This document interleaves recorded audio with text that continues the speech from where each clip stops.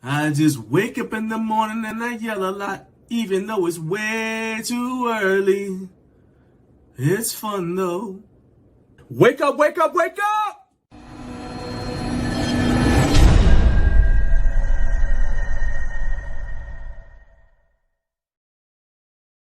Wake up, wake up, wake up! That's right. It is time for your favorite day of the week. Everybody got a holiday. Some got Christmas and New Year. But Friday is my day. I got 52 a year. Friday's my day. My day to play. Welcome to Up Way Too Early with Garage Gym Life. I am John Greaves III. I am the co-founder of Garage Gym Life.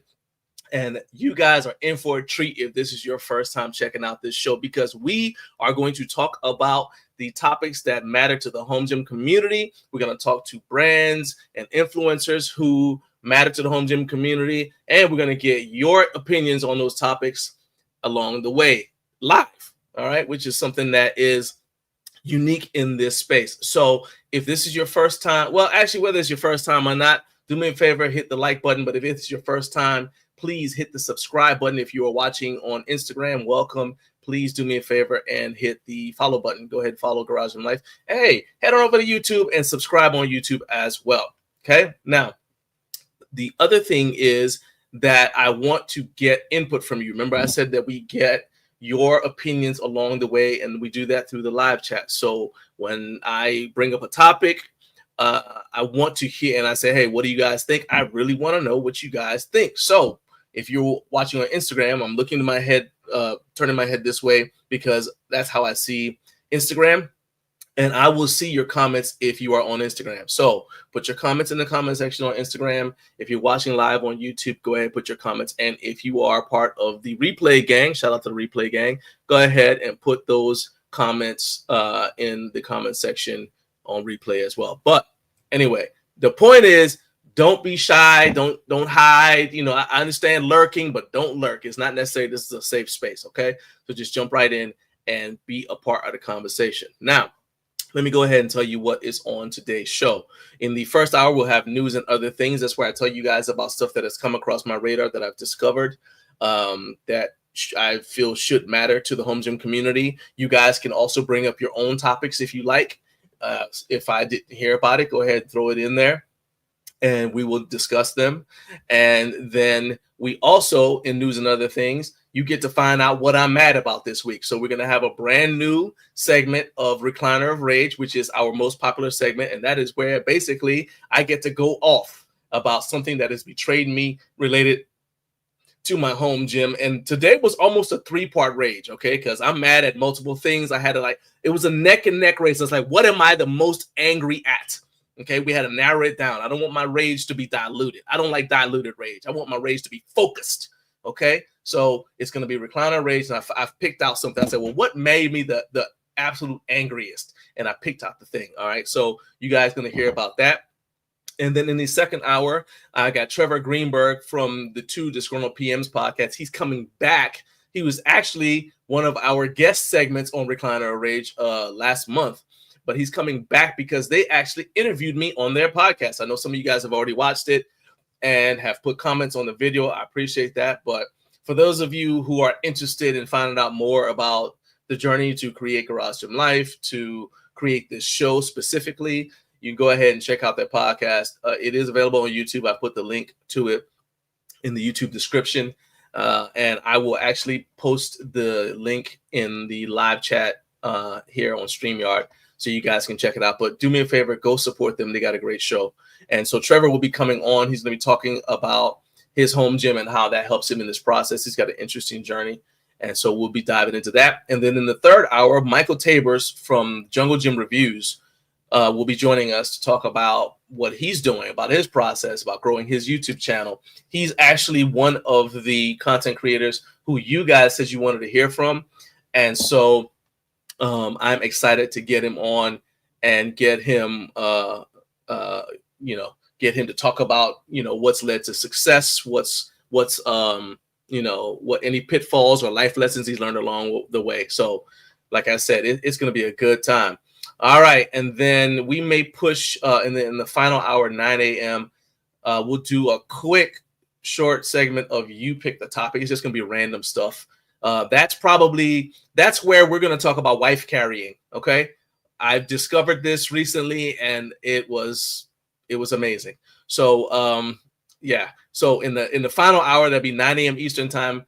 We're gonna do like maybe 10 minutes of random, and that's where I'm gonna finally get to talk about wife carrying, because I found out about it and I didn't have anybody else I could talk about it with. So I was like, y'all are elected. All right, now you know what's going on. Go ahead, smash the like button. Again, as I asked earlier, hit subscribe if you haven't already done so. Let's say hello to everybody in the live chat.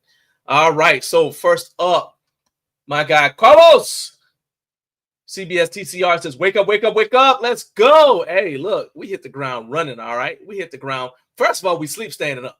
All right, so we're always ready, and then we hit the ground running when it's time to get in motion. All right, get active. Let's go.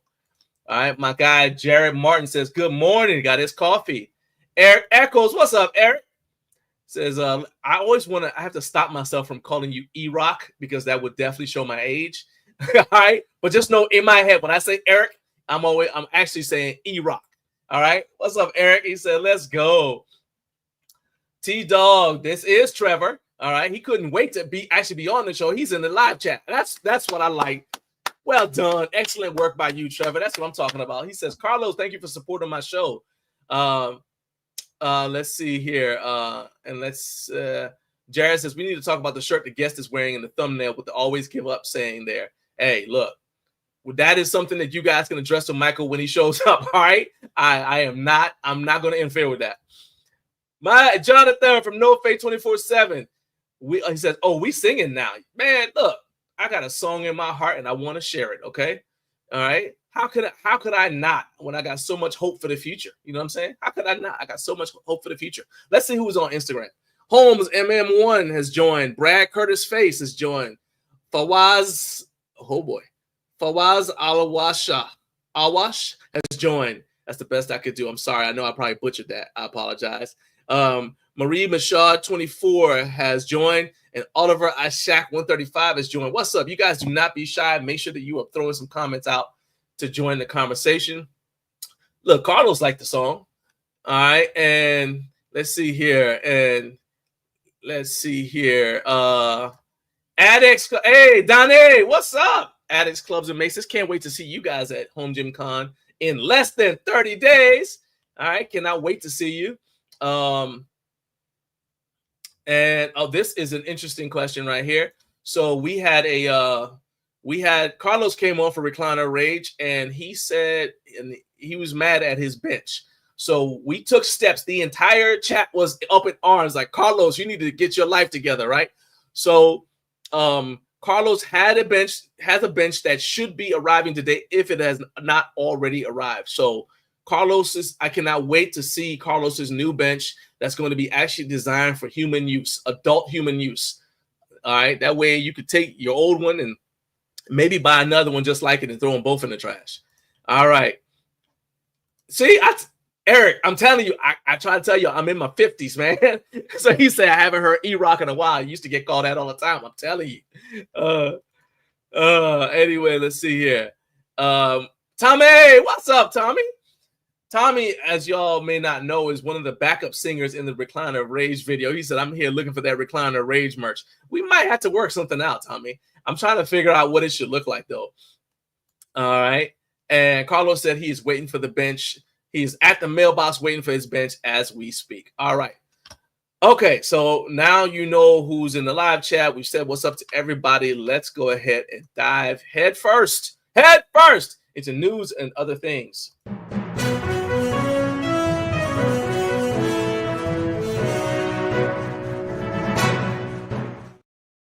Okay, first news item, and I don't know if this is new or if this is something that they always do, and let me see if I can pull this up here, because I certainly do not want to pull it up from my, well, you know what, let me just look at my email. Let's see, did I trash it? I hope I didn't trash it. But the Arnold Sports Festival has already started advertising. Okay, I am not playing the trailer because I would love for this episode to continue to be monetized, But the countdown to the 2026 Arnold Sports Festival US and UK starts right now. Actually, let me see something here. Cut off the sound. Maybe I can play it. Okay. All right. So let's go ahead. Yeah, well, I can play it. I just cut off the sound. All right. So, moment you've asked for has arrived. First screen share of the day. And it is coming to you live from the Arnold Sports Festival promotion thing. So, first screen share of the day. Yep. I know. I'm excited too. I'm excited. Everybody, calm down. Out of control. All right. So this is the trailer they sent me. So this is for 2026. All right. And this is for the Arnold Sports Festival in Columbus. That's going to be March 5th through 8th, 2026. And then it'll be in Birmingham, England, March 27th to 29th. So basically in March, the Arnold Sports Festival will be going on. And as you guys can see, there's a ton of stuff to do there. Now, I have not been at the Arnold. Oh, man. We used to go every year, starting in 2013. We went in 2013. We skipped 2014. Then 2015 to 2019, we were there every year. We went to the animal cage. We actually were really cool with I was the Georgia coordinator for the Animal Barbell Club. So we'd always go to the National ABC that Universal Nutrition would host. We actually, it was really cool. The last time we went on a media pass. And so we were able to get in early, interview a lot of the brands who we are fans of. And that was kind of like the beginning of our festival coverage journey. Yeah, the Arnold Sports Festival or the Arnold Fit Expo. I didn't see like the entire thing, but the Arnold Fit Expo was the first kind of like trade show expo convention that we ever covered. In fact, hang on a second.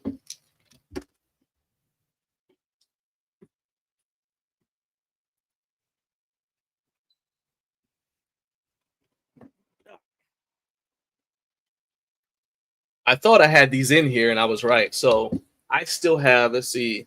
So this is a milestone. This is 2019. My actual media pass. See if you guys can see it. See if the light, I hope you guys can see it, but this is my actual media pass from the Arnold Fit Expo in 2019. And that's just one of the things that I do. I keep all of my media passes from all the events that we cover. Well, so that one was mine. This is Naomi's. Then this is from HFA. You guys probably won't be able to see this one because it's because it's nothing like a white background. But anyway, that's our media pass from HFA. We did not get one from Home Gym Con because they don't have them at Home Gym Con, but that's one of my. Some people like I used to collect like the athlete badges when I would compete somewhere, but now I collect my media passes. All right, and yeah, that I don't know because I'm a nerd, but I collect media passes. All right, then so anyway, as I said, that was for the 2026 Arnold. And we're actually on the fence about attending it because we haven't been to one since 2019. We were scheduled to go 2020 and, lockdown happened. So our media pass was approved and everything, but we just didn't go. And so we haven't been since. So we're kind of on the fence about going because we're at the point now where we have a full year of, like the expos and trade shows to go to. And although we don't have to pay to get into them because we are media, we still got to pay, it still impacts the travel budget. So we got to pay for airline tickets. We got to pay for hotel, food, obviously, while we're there. And then we are parents. We have a daughter who's in elementary school. So we can't just, hop up and just leave anytime we want. So it's just something that's on the fence. But I will say that it would be nice to see some of the people who we only see at the Arnold or we saw them at the, when we went to covered the Olympia. We got to see people that we only saw them in person at the Olympia, right? So the Olympia Expo. So I'm kind of on the fence, but if I know that a bunch of you guys are going, then that kind of ups the ante a little bit because maybe we can like meet up, right? Because some of you guys I've never seen in person because for some reason you don't go to Home Gym Con or just whatever. And so let me know if you guys are attending the Arnold in 2026, and maybe we can see about, meeting up and just hanging out for a little bit. All right. So that's the first item. Carlos said Home Gym Con doesn't have badges yet. Yeah. Well, and let me not say, I'm not saying like I'm knocking them. I think Jake's reasoning is he doesn't want to separate people. He doesn't want to turn it into like cliques or groups, like, well, they're media and you're just regular people, or whatever. I think that's his intention. So it's basically like the idea is like we're all just at the same family reunion. You know what I mean? Enjoying it, and I'm fine with that. All right. Let's see now. Move on to the next thing. I got several updates from Bells of Steel. Carlos, my man. Oh my God. Shout out to Carlos for the $10 super chat. Thank you so much, man. Look, it's a every time you guys do super chats on this channel, I am 100% grateful because all of that money goes directly back. As Carlos said, is to help with the travels. I'm telling you, everything that you guys give in the form of super chats or whatever, that goes directly back in the channel, except for when you guys gave super chats for me to buy coffee for the worship team at my church, since they were my backup singers for Recliner Rage. All of that money went to buying their coffee, but every other time. So I really do appreciate it because look, money's hard to come by, so you guys know that Operation No More Brand Deals has begun. And part of the goal for that is to be funded by you guys because I want to work for you. I want the channel to focus on the products and companies you want to hear about, not the companies that send us stuff, because in a way they kind of control our publication calendar.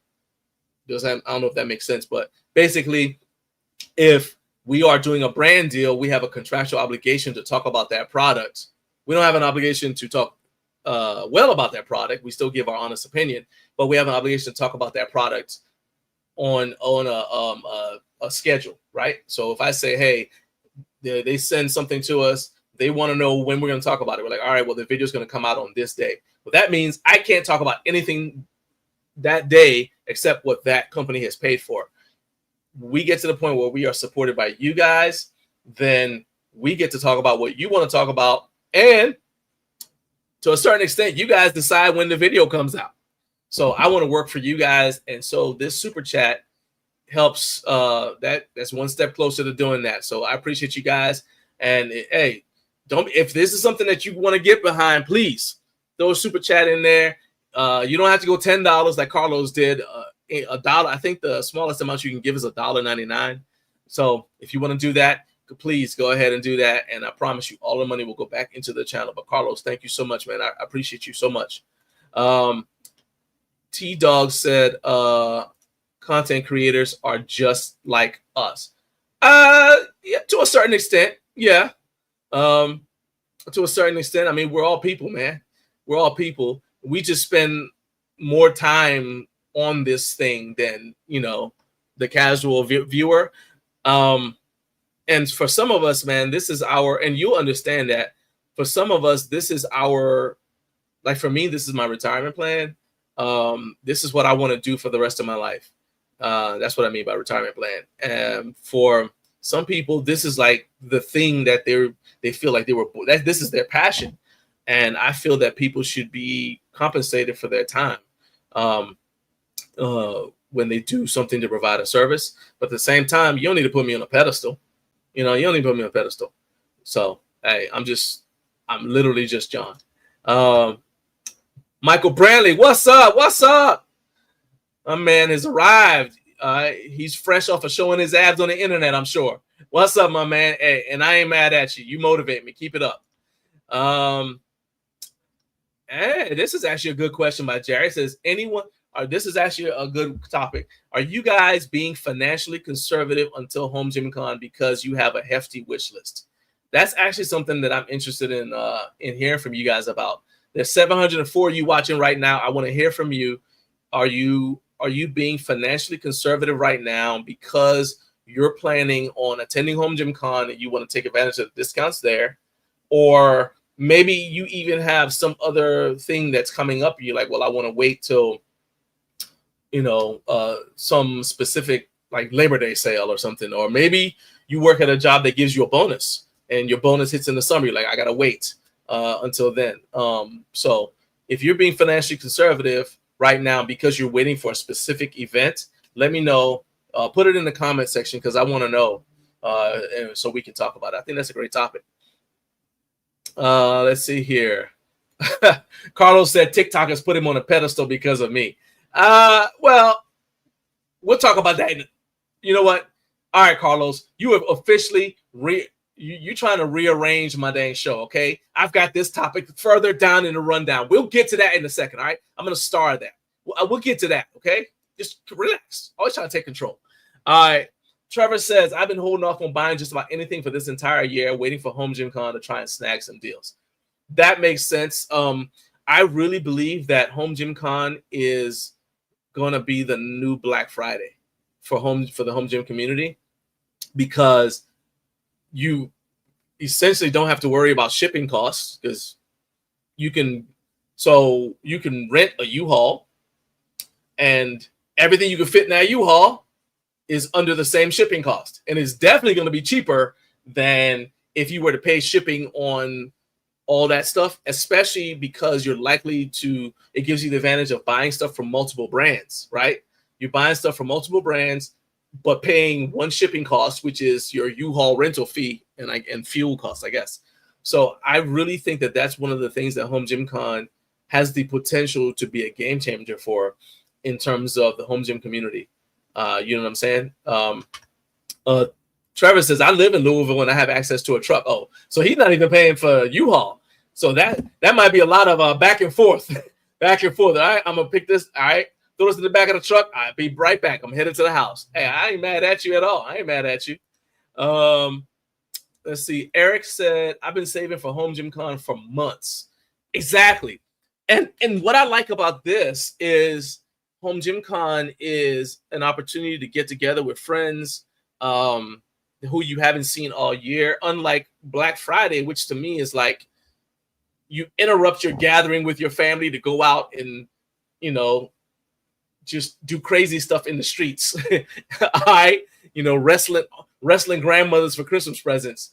And I just feel like that's unnecessary. So I'm not a big fan of Black Friday, but I think Home Gym Con has the potential to be the new Black Friday for the home gym community.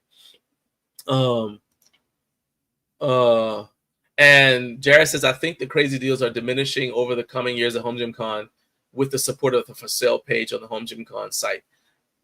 Potentially, but I also think that you're still going to have brands that have stuff at Home Gym Con that they don't want to have to disassemble and take back with them.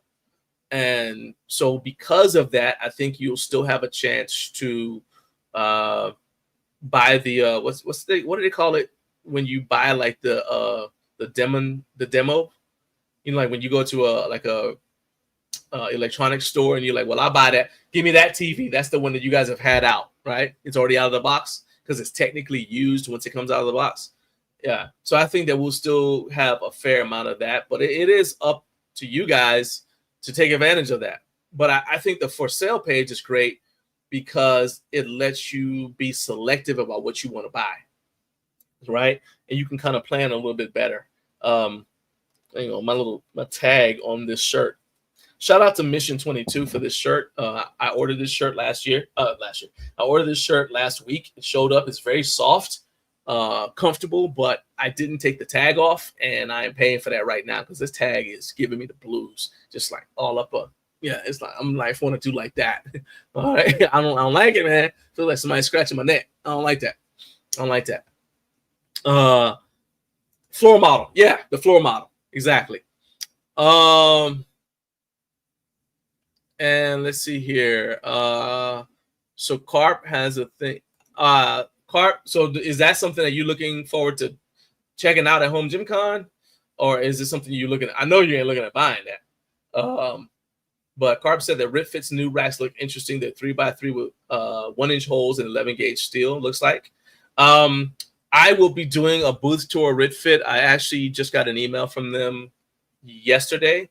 And am I lying? Hang on. Yes, yesterday. And they're and we're setting up for me to go do a tour of their booth. So I'm definitely looking forward to checking that out. Said it's American flag themed from China. I mean, yeah, but you know, I'm sure you're aware that there's a multitude of American flag themed stuff that's made overseas. Okay. I mean, just for example, how much stuff do you see that's got like an Italian flag on it, but it's made over here? Yeah, I don't stress about that. All I care about is that it's safe. But I am looking forward to checking it out. Carlos said Black Friday. Another thing about Home Gym Con versus Black Friday is Black Friday is mainly online now. Home Gym Con is a very social event. He said Home Gym Con is like Coachella. That's what I'm saying, Carlos. That's what I'm trying to get you to go to Home Gym Con, Carlos. Come on, man. Get your life together. Let's go. All right. And Carp said, I'm picking up my executive fit lifting platform from the Music City Fit Expo on Saturday. Said he's getting a deal on it because he's using it as a display piece beforehand. I'm taking it home after the show. Oh, cool. I did not realize he's going to be there. I need to make sure I swing by and see him because we will be there on Saturday. Naomi and I will be up there on Saturday, so I will swing by and check out Executive Fit. And this is actually a good time. So I'm going to say that give a shout out to Jake. HFA was good too, but Home Gym Con makes it very, very easy to figure out which booths are going to be there. The Music City Fit Expo, which we have attended in the past, now they've got a thing where you got to get an app, right? You got to download their app, which is basically getting their magazine. And so it's basically it's trying to get you to buy that magazine, right? Okay. And then they have workout programs and it's trying to get you to, whatever. I'm not knocking the hustle. But when I'm just trying to get information about the Music City Fit Expo, you keep on clicking. It sends you down this rabbit hole. And I finally just deleted the app off my device because the only reason I downloaded it was to get information about Music City Fit Expo, right? And to this moment, I still don't know what booths are going to be over there, except for Executive Fit. So that to me is a fail. But if you go to Home Gym Con, and I'll prove what I'm telling you, if you go to homegymcon.com, which is what I'm doing right now, you're going to see, let's go ahead and share this screen real quick. Hold up, get rid of that. Share my screen real quick.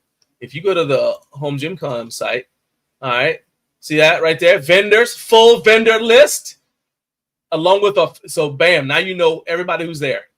All right, and that is quite a list of vendors. I'm telling you, this is huge, huge. I love it.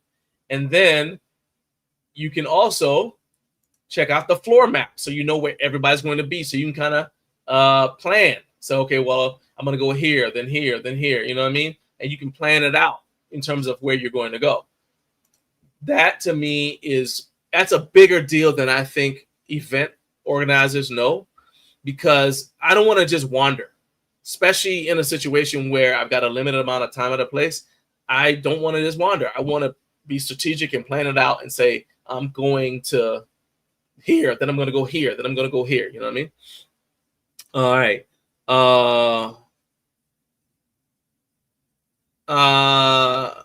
I'm glad that Surplus Strength is going to be there. I assume they would be there because they're listed as one of the sponsors. So I'm going to be, my plan was to swing by because like I told you when I saw you the other day, I have not talked to him in a while.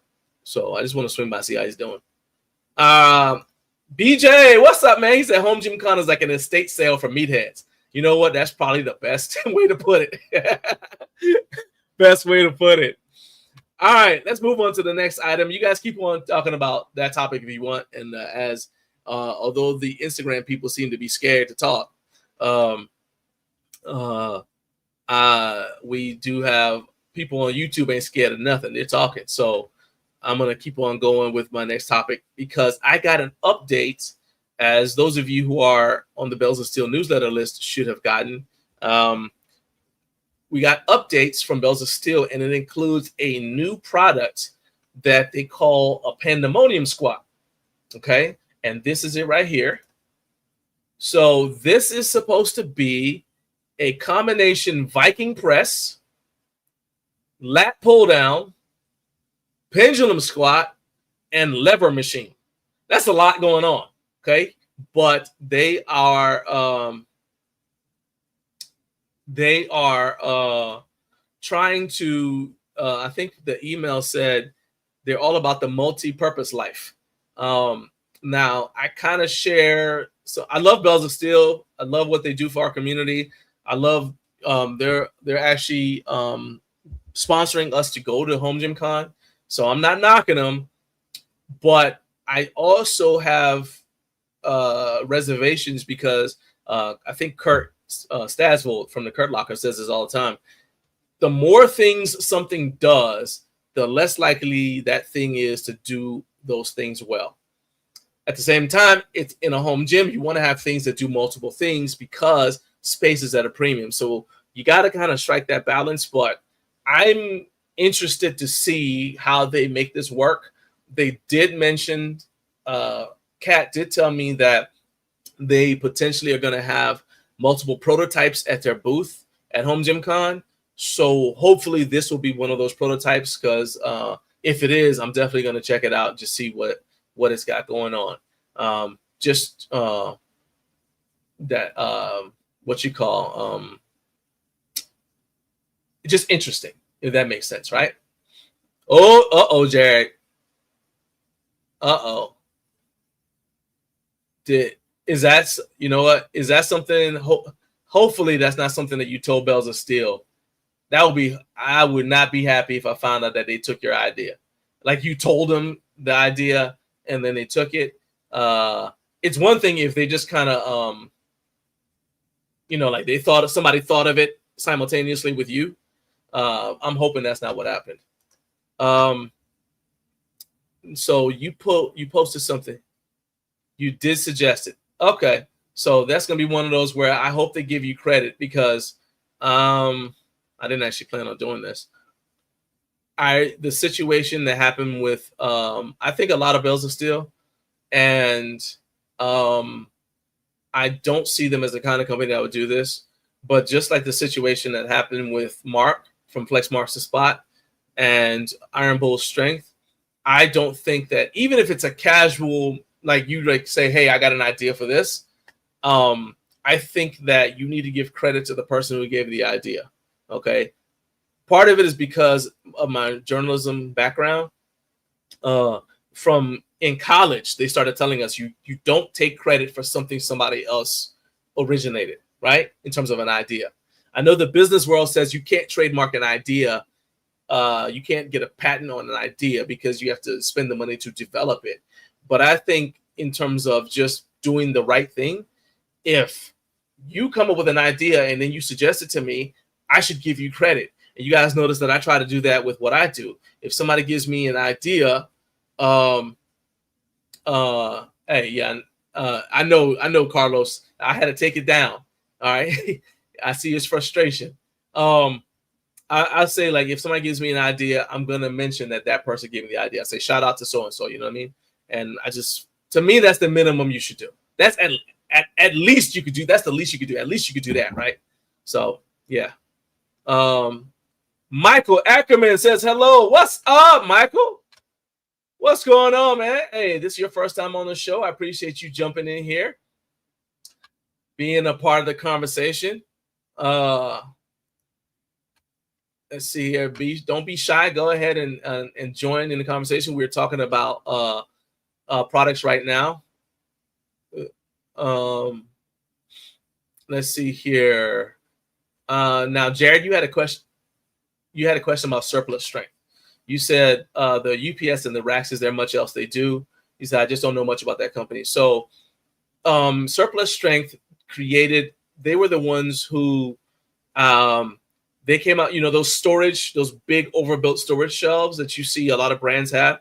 Surplus Strength was the first brand. Let me get this off here. Surplus Strength was the first brand to have that. Okay. They made a storage rack that you could actually hang weight plates on. And I had never seen that before that. And I can verify that because I have a video tour of their warehouse and of Jason's home gym, okay, where he had a lot of those products in there. So they've got a ton of stuff. It's overbuilt, well made. It's obviously made in the USA, made actually in Nashville. So what I'll do is I'm going to go over there and I'll do a booth tour with Surplus Strength, and I'll try to kind of clear some of that up by showing you guys what they have now. Okay. But they're an awesome company. It's founded and run by a veteran of the United States Army, and he's just a cool dude all around. Okay.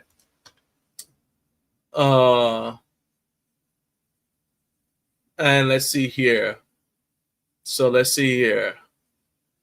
All right. So my guy, Michael Ackerman said, I'm just joining. I will listen. All right. So Michael, I believe, Michael, let me make sure I'm correct. All right. I think Michael is affiliated with a brand called Strong Engineering. Okay. And so what's cool about that is that's actually an app that I'm going to be starting to use on Monday. Strong Engineering is I've been looking for an alternative to 531, and I thought about going Juggernaut AI. Like I know a lot of you guys use Juggernaut AI. Thought about doing that, but it didn't quite fit what I needed. But then Michael reached out to me, and right now, so all I've done is pretty much download it, set it up, and get it ready for Monday. One of the things that I really like about Strong Engineering is that it includes a mobility component. So in the past, one of the things that frustrated me about 531 is, yes, it's simple to use, but I had to pay for 3 separate apps for cardio, for mobility, and then for my strength training stuff, right? And that is basically, like I said, I'm paying for 3 different apps. And so Strong Engineering is going to give me the ability to have everything I need in one app. And it's also going to integrate, it seems, a little bit better because the app I was using for mobility, basically the training schedule is push, pull, legs, but that doesn't fit with what I was doing with the 531 app, which was squat day, bench day, overhead press day, deadlift day. It seems like it does, but I promise you, after trying for 3 years, it doesn't. So there's a lot of moving stuff around and just unnecessarily complicated. So I'm really excited about trying the Strong Engineering app, and I'll let you guys, I'll be giving, you can watch for that video, not this Tuesday, but the following Tuesday. That video is going to release. Okay. All right. We got a lot of conversations. So Carp said, he said, I think that every time I see the Freak Athlete 9-in-1 machine hyper thing. Okay. So are you saying that the Freak Athlete is a copy of something, or he took someone's idea? Is he saying that, yeah, ATXs is the one Ashley has is like that or similar, so he didn't invent the idea, just suggested they add that functionality? All right, so I'm completely confused by that. All right, I'm not sure what you're saying. I hope Benji. I don't think that Benji and the crew over at Freak Athlete have taken anybody's idea. And let me be clear now. I think that it's cool when you send out suggestions to a brand and say, hey, we got an idea, or whatever. Synergy Custom Fitness does this quite a bit, where they'll take user suggestions. That's cool. But unsolicited, you reach out and say, hey, I have an idea that I think you guys need to do. So they weren't even thinking about it, and you completely transform their ability to sell their product with your idea. I think the least they can do is give you credit. Okay. Okay. On the freaky thing. Hey, pause. Carb said on the freaky thing, I meant it does a lot of different things, but it doesn't do all of them well. Okay. So it's related to something I said earlier. All right. I got you. You know what? I kind of agree with that, because I love the fact that you know what, this has got to go. This has officially got to go. I hope I don't tear up this shirt because I really like this shirt. All right, tag gone. All right, I couldn't take it anymore, y'all. I couldn't take it anymore. So I love the fact that it does a decline, but I tried to use it to do decline bench, and it didn't work because I wasn't able to just because I may just not know how to configure it, but I wasn't able to configure it so that my legs could be bent so I could decline bench. So I could do decline sit-ups, but not decline bench, if that makes sense, right? So, So, yeah, but it's all right. It's all right. And then regarding your question about surplus strength, Jared, Carp said he machines, he makes benches, racks, and he does that. He does have working relationships with AdMat, Strength Co, and Executive Fit.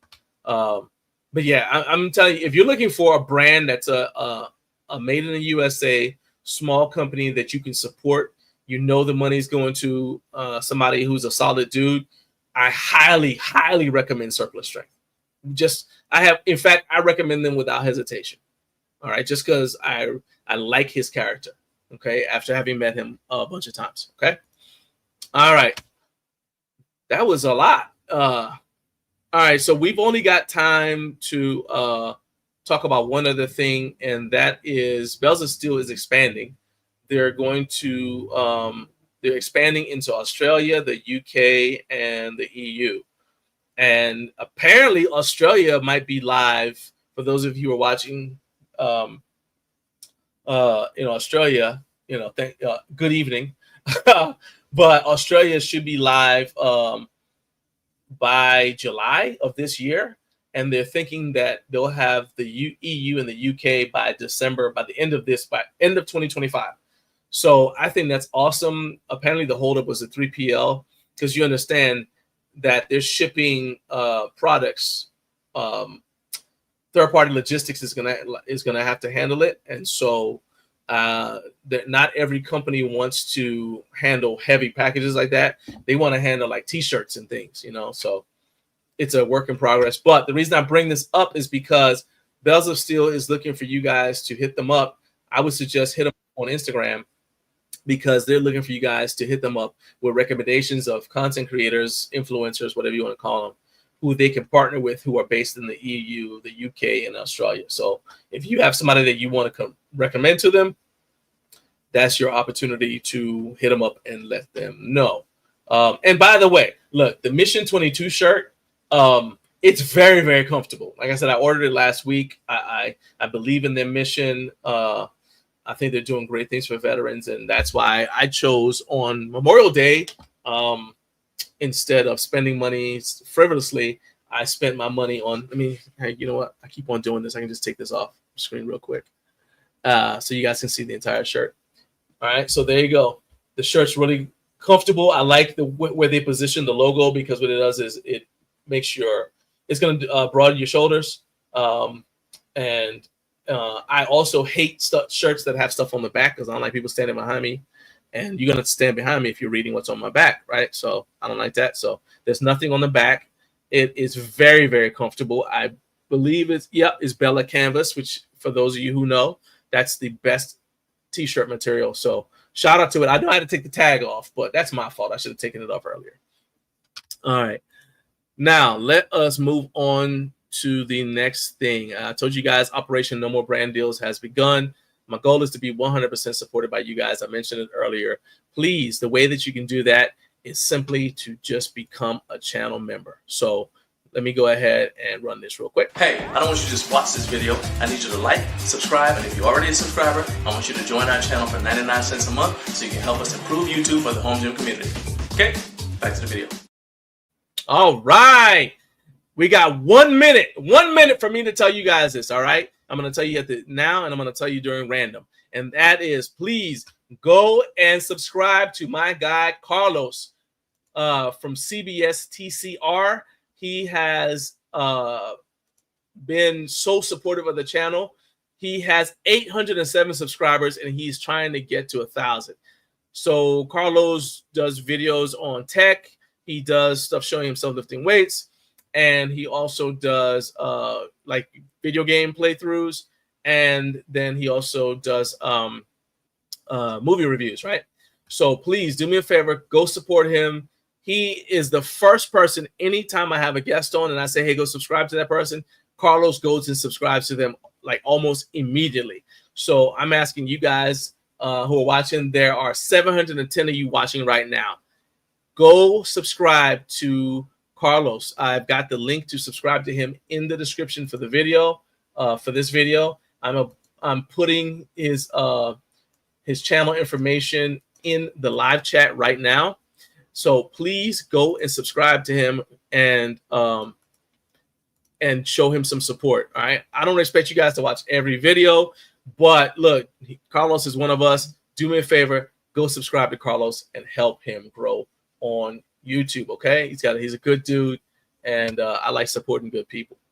All right.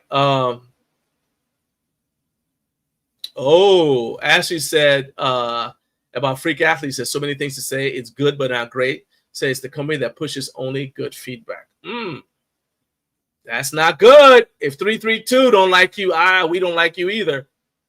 All right. We're going to talk about that later on. We can swing back around. I know you'll be busy actually training people, but at the end in random, we'll go ahead and we'll talk about it. But now, you know what time it is. It is time for the most popular segment on the show. Trevor is backstage and he's watching. He's like, this is the only reason I'm here. I wanted to see this. I want to know what you're mad about. So that's right. It is time for Recliner of Rage. It's the Recliner of Rage. It's the Recliner of Rage, because he's not happy.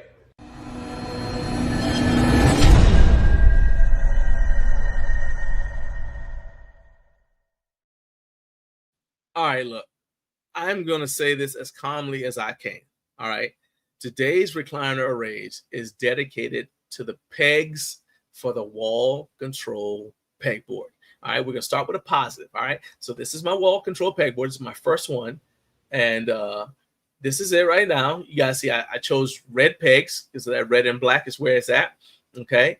And that's good. Okay. However, and I'm grateful. I don't want anybody to think I'm not grateful. I finally pulled the trigger. I've got a wall control pegboard. The reason why Recliner Rage is dedicated to the pegs for the wall control pegboard is because these are the most frustrating things to put on. Do you see how awkwardly built this is? Do you see all of these little hooks and all these little ridges and all that? Do you know how long it takes to try to get this into a pegboard hole? All right, try to get it. So first of all, it's upside down right now. So that's confusing. Okay, so this is it right there, okay? The thing you're trying to hang goes on this part right here. So then what you want to do is you got to insert it into the hole, kind of wiggle it around, get it down like that, and then ratchet it back down like that. Okay, well, unfortunately, I didn't know that when I first started trying to put the pegboard hooks up, okay? So instead, there's a whole lot of, it won't go in, it won't go in, it won't go in. Look, I'm 51 years old, almost 52. I've been putting pegboards into pegs into pegboard holes for a long time, okay? I have never encountered this sort of frustration. I put it in there, it falls out. I put it in there, it falls out. I put it in there, I think it's on there. I hang something on it, they both fall out. I have got an 8-minute video, which I never intended to video, okay? I intended to do a video showing you guys how easy it is to install your wall control pegs. Like, oh man, this thing makes things so much simpler. I love having this thing. 8 minutes and some change into the video where I kept on having to pick stuff back up off the ground because it kept falling because the hooks wouldn't go into the pegboard. I had to cut the video before I threw my dang Osmo. It took me 30 minutes. It took me probably 10 minutes to hang up all my wall control pegboards. It took me another 30 minutes to hang the pegs. That is not the way a man lives. That's not the way a man lives.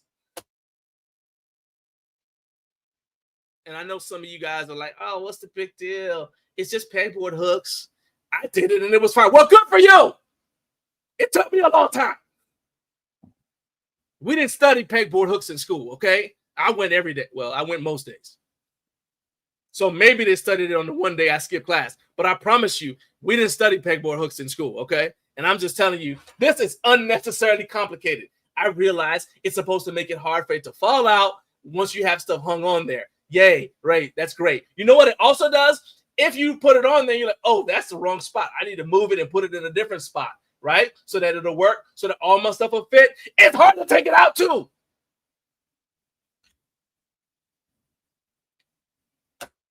They, however, make excellent throwing stars. Don't worry about how I know that. They make excellent throwing stars. I was this close to sending an email to somebody. I don't even know somebody. It might not have even been somebody at Wall Control. I might have just picked somebody random from my email list and just said, Wall Control pegboard pegs are too hard to put in. I know y'all think this is funny. I don't care. It's unnecessarily complex. Oh, okay. Okay, Eric. I'm happy to argue with you. Said I have 18 wall control panels. The problem is with you.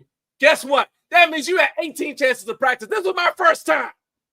The point is for it to be easy when you first do it. That's why they send you instructions. But guess what the instructions don't have? Instructions for how to put this upside down. Instructions for how to put this in there. Yeah, it's right. Okay, this is it. Like that. All right. This is I had to figure it out. Do you think I want to be spending I'm 51 years old. I ain't got time to be doing this all day. 30 minutes. Oh, Jared. I see your jokes, Jared. Said the pegs are childproof. Okay. I see your jokes. You know what? You know what? I'm taking back the thing I was going to give you at Home Gym Con. You can't have it now. I'll show it to you, but I won't let you have it. That's what you deserve. That's what you get. Hope you have it. Carlos said that hook looks like Japanese kanji characters. Yeah, it does look. Yeah, actually, it kind of does look. Kevin, I don't know if Kevin's watching or not, but this probably is the Japanese word for ha ha. In fact, until further notice, that's what this is. This is the Japanese word character for ha ha. Because I know there's somewhere all the wall control people at wall control headquarters laughing at the fact that they're making my life more difficult. That's all right. That's okay. I'm going to figure this out. I will not be defeated by these pegboard hooks or any of the ones that look just like them that are unnecessarily complex, because I will survive, thrive, and overcome. I will survive, thrive, and overcome. I promise you that. It's going to happen. I will not be held back by a pegboard hook. Okay? I ain't letting no pegboard hook with me. But I'm just telling you, I went through a lot. I had allocated 30 minutes total for the entire project because I had other stuff to do. And instead, I ended up going over my time. And the stuff I was supposed to do, I had to reschedule. All because of these hooks are too unnecessarily complicated. And I feel like y'all don't care that I went through this. I felt like this is a safe space. I can tell y'all about my pain.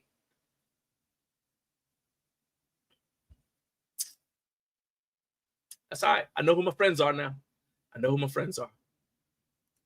Thank you, Carlos. He calls them ha-ha hooks. Exactly. That's what they're going to be known as from now on. They're going to be known as ha-ha hooks. So that being said, I did get it done. And that is what it looks like now. It's a whole lot better. That wall is a lot more organized than it was previously. And we have another set of wall control pegboards on the way to hang up some other stuff. So I do like the product. I just think they need to do something about their pegboard hooks. Thank you, Trevor. He says, without struggle, there is no progress. By the way, pro tip, if you're about to come on somebody's show, what you want to do is get on their good side with statements like that. There you go, Trevor. That you're a leader of men. I can tell already. That right there. Let's see. Carlos said, be mad, bro. I'm going to be mad. But of course, I can't stay mad. So let me go ahead and let's play the calm down song. Okay. Calm down. Take a breath. You don't need no high blood pressure. Plus, you got a whole show to do. So just calm all the way down. That's better. Okay. Additional rage goes out to this branch chain amino acid drink that I have been sipping on because for some reason I'm tingling and I don't feel like you're supposed to. I'm used to having that tingling feeling for pre-workout. I'm not entirely comfortable with my branch chain amino acids, my BCAA drink having me making tingling. Okay, I don't know what's going on with that. We're gonna look at the label when we get done with the show because I'm not entirely sure that this is supposed to be happening. So we're just gonna. I'm putting a pin in that, and that may be Recliner Rage next week. Okay, Trevor, you ready? Okay. All right, cool. Let's Oh, okay. Matthew Porter. All right, you got jokes. He said, "Good morning. The pegboards work with the old style hooks too if it's too hard for you." Oh, all right, Matthew. Just for that, the thing I was going to give you at Home Gym Con, you can't have either. All right, I'll show it to you, but you can't have it. And in fact, all those messages I sent you about houses for sale in my neighborhood, you can't use them. Don't move anywhere near me. I don't want to see you. I don't want to see you every day going to work. Nope. All right. So now let's go ahead. Quick shout out to everybody who's ordered the Garage Gorilla Bar. That bar is a knurled 45-pound knurled axle. So if you were looking for something to use in your home gym, it's only 80 inches long. So if you're somebody like Trevor who likes to have shorter bars in their home gym, this is going to be the bar for you. We're going to have one at Home Gym Con for you guys to check out during our live show from Home Gym Con. It will require axle bar collars. The knurling is medium aggressive, but I love it because it gives me a training effect, especially for my triceps that I don't really get for other bars. In fact, I actually don't feel my triceps working when I do like close grip bench or anything like that if I'm using a regular barbell, but I always feel it if I'm doing any kind of pressing with the Garage Gorilla Bar. The link to grab one is in the description for the video, so you guys can go ahead and grab one. And if you buy one, it's going to support the channel. Let's take a second and we're going to add LinkedIn to our destination. All right. And that way they can be part of the show. Okay, hold on. LinkedIn is saying the description is too long. So here's what we're going to do. We're going to take all this junk out of here. This is the joys of being live. And boom. Okay, there we go. All right. Shout out to everybody who is joining us from LinkedIn. And I am adding LinkedIn on purpose because my next guest is someone who is very active on LinkedIn. He is a business professional and he's got a podcast for people who are in his field. He's Trevor Greenberg. He's the co-host of the Two Disgruntled PMs podcast, which I had the pleasure of being a guest on recently. That episode is available now. They shared it on their show page on LinkedIn, and they've also shared it it's also available on YouTube and pretty much anywhere that you consume podcasts. So it's I'm going to confirm with Trevor, but I believe it's available on Spotify and Apple Podcasts.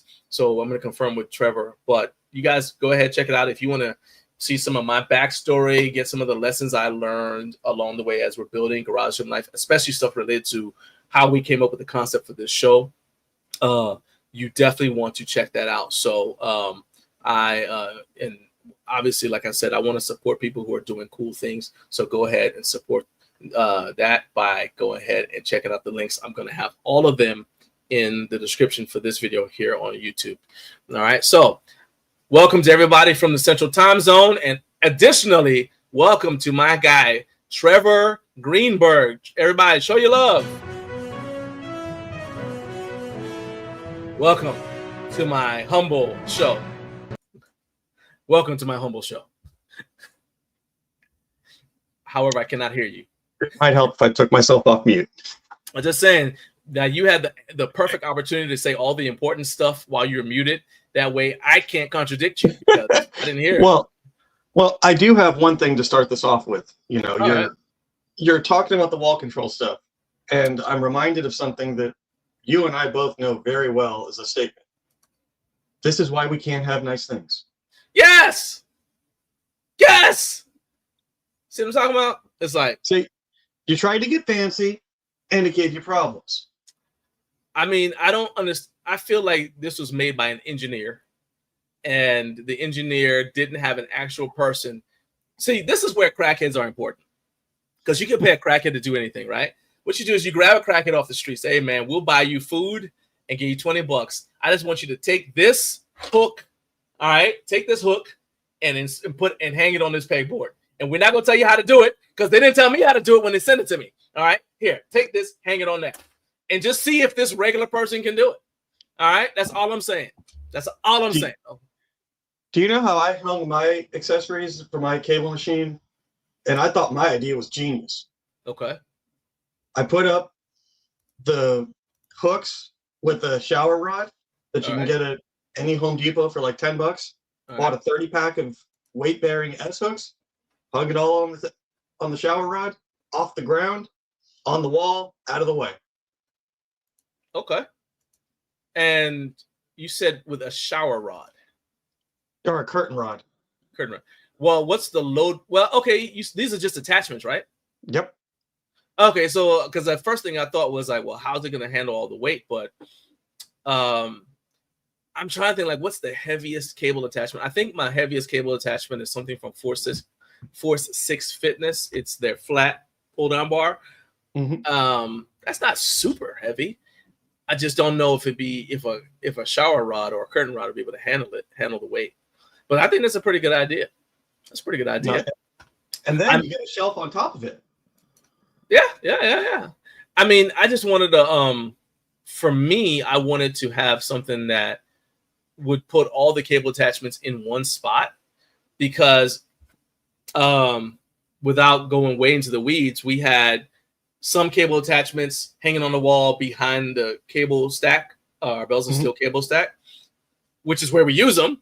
And then we had some other ones hanging on the pegboard behind the power rack, because we used to have like the a rack with built-in functional trainer. And so we're like, all right, so either way, you're constantly looking for the attachment. You're walking back and forth looking for it. And we wanted to have all the stuff, like we want like with like, right? And so we put everything, the wall control pegboards allowed us to hang everything in the same area. And then all my grip training stuff is going to be in a different area on a different wall control pegboard. So it just makes I promised Home Gym Hub that I would do, Spencer from Home Gym Hub, that I would do a tour for him. But I didn't want to do it until we actually organized stuff, because stuff has just kind of just been getting hung up randomly. And I was like, well, let's just clean things up a little bit. You know, Naomi's like, don't you do that tour without organizing the gym. I said, okay, you're right. And so we're getting that all, getting that in. So what I'm hearing is first world problems of having a big garage gym. I mean, you know, so when and this kind of goes back to something that we talked about on your show. I knew what size I needed because of the amount of gym equipment we had. And so when we were looking for a house, we picked one with a garage big enough for our stuff, right? And then what we did is it's actually a 2-car garage. So we have all of our gym stuff on one side. And on the other side is where we store all the stuff. And then we ended up, a few years ago, my wife needed a home office. So we built a home office. In retrospect, this might not have been smart, but we built a home office right on the other side of the gym.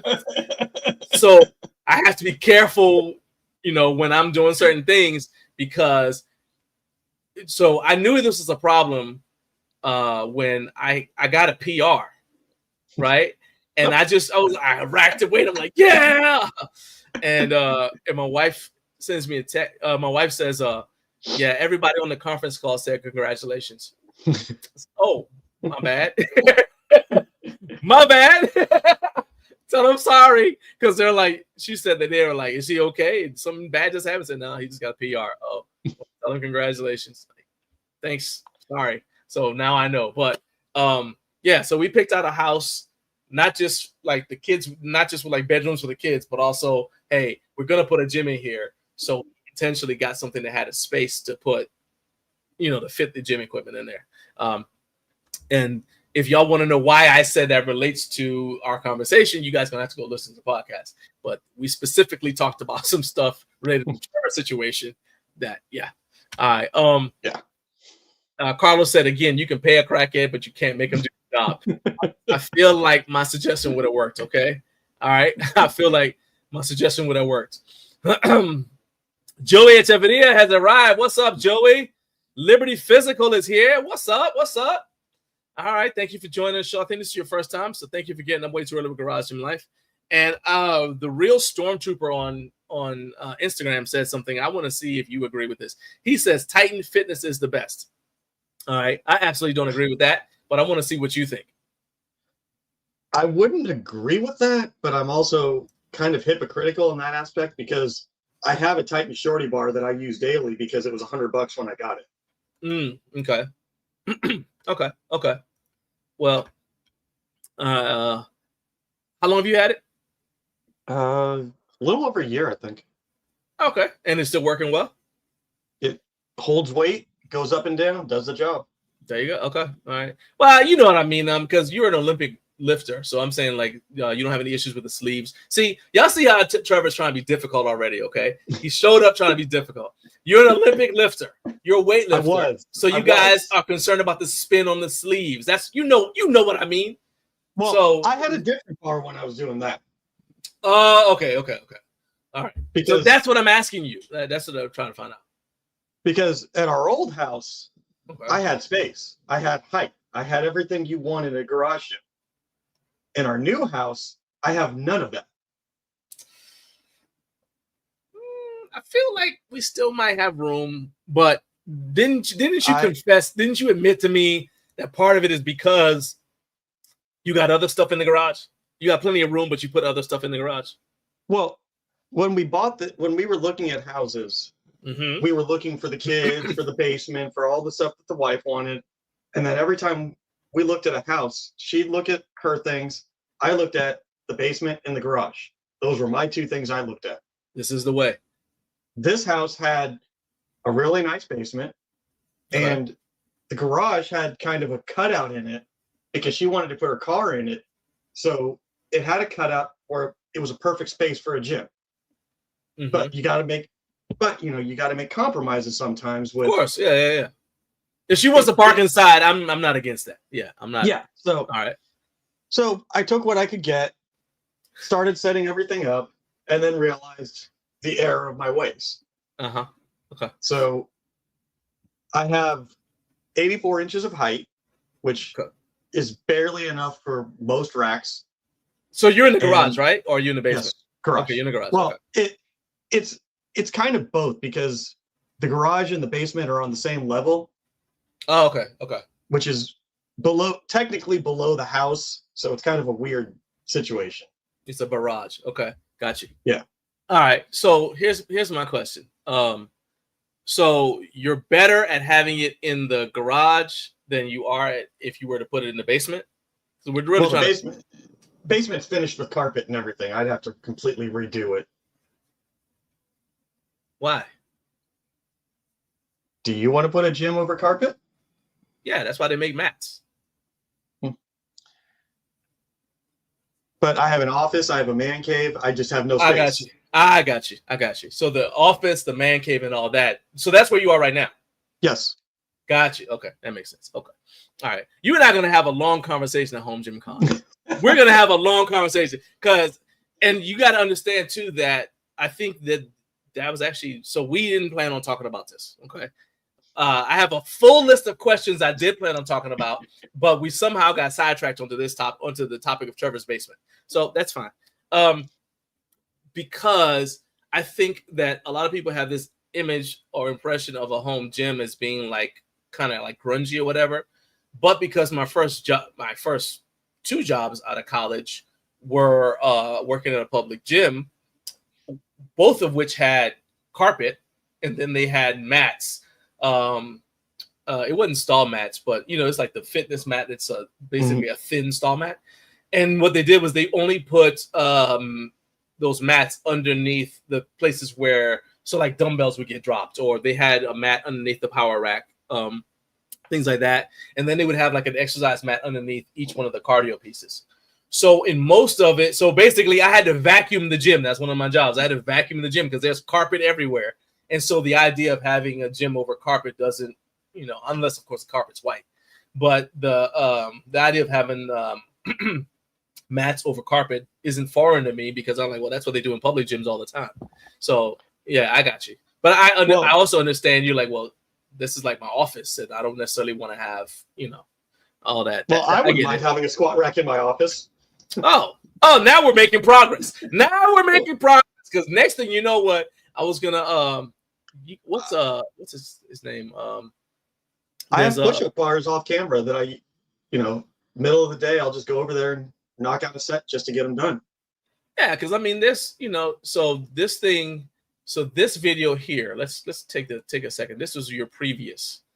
I'm assuming this is your previous. Okay. Oh, where's he going? So this was your old gym? Yeah. Okay. So this is what you used to have. Do you ever like look back at your Instagram and cry a little bit because like I miss all my space? Yes and no. I mean, I miss living in Nashville for a lot of reasons. Okay. And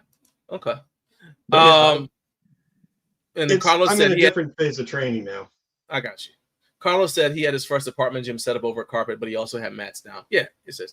I mean, there are a lot of examples, but it also you have to go with what works for the space, the kind of training you're going to do, and plus, I think that one thing that I will say the advantage that garages have over basements is if you got to move something in or out, the garage is definitely the way to go. So I feel so sorry for all of you guys who have your like my man Jose.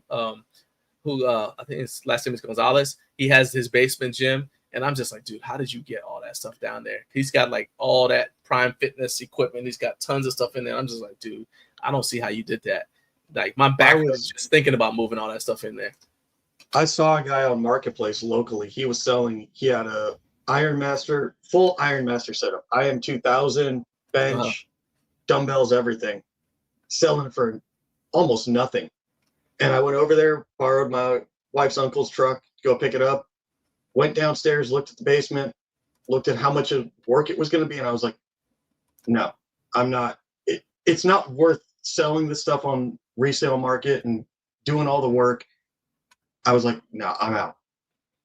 Hey, Joey. Go ahead. I was just going to say, instead I tried to buy a couple of pieces from him, and he was like, no, it's all or nothing. And I was like, all right. Yeah, it's like, like I don't need it that badly. So Joey knows who I'm talking about. I think his last name is Gonzalez. We have one of his old gym tours here on the channel, but he's since added much more stuff. But Joey said Jose can never move. Yeah, he's got it. When you look at, I'll send you the link to it. You look at his, and actually, ironically, he's got his home office in there too. So his home office is in one corner, and then he's got his gym everywhere. I mean, he had a Rogue Rhino in there, just to give you an idea of what he's done to himself. I was just like, does he have like an egress window or something that he uses to get it all in? I don't know how he got that down there, but I was just like, dude, I'm so glad I'm not one of your friends and I don't have a truck. Because ain't no dang way, man. Ain't no way.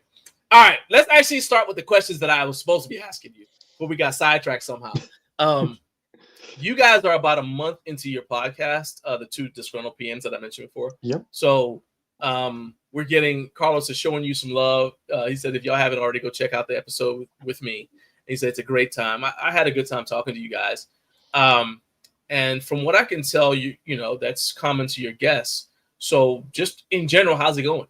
How's the podcast process going so far? It's going good. It's all new. This is something that I never saw myself doing in 2025 or really ever. It came with an idea that me and Dan had after just talking. And then we just decided, all right, we're going to do this. And then 3 weeks later, the first episode was out. Okay.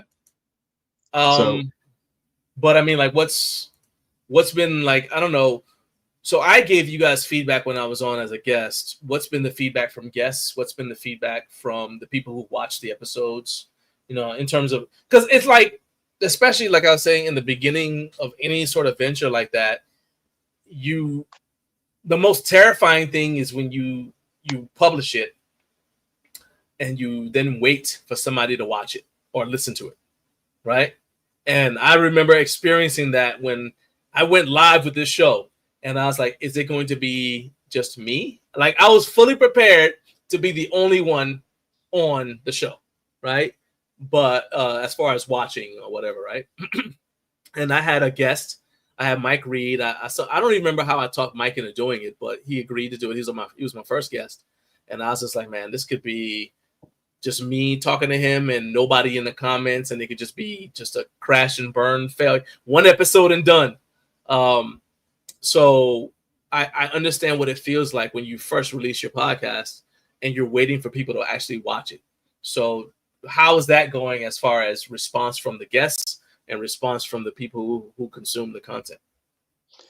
The guest side is, I would call it an embarrassment of riches. Like, we have a lot of people that we have recorded, that we are recording, and that we're scheduling right now. You know, they're PMs that are big in the project management industry, and then there's also what I like to call the wild cards. Like, they're not project managers by trade, but they have really great stories that relate to project management, much like yourself. Okay. So it really is a great, you know, we're project managers who have been doing this for combined over 30 years. So the idea behind the show was to come up with an idea for something that is what you would hear two project managers talking about, passing each other in the hallways. Okay. Yeah, and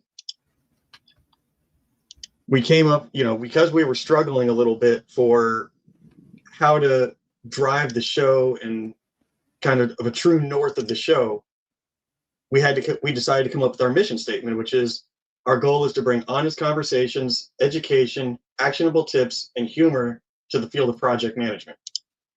Okay. Because one of the things that we started figuring out was, when you know this just as well as anyone, when you start a show and it's two people talking, it can quickly divulge into any one of 100 different directions that you didn't plan on. Yes. just because you're two friends talking. Right. So we kind of decided, let's start that mission statement. Let's come up with something that encapsulates our show. And then we say it on every topic show to remind ourselves and to remind our audience, if we're not following through on this, tell us, give us that feedback to let us know. And I actually saw the first negative comment on YouTube on one of our shorts. Oh, wow. Like, okay.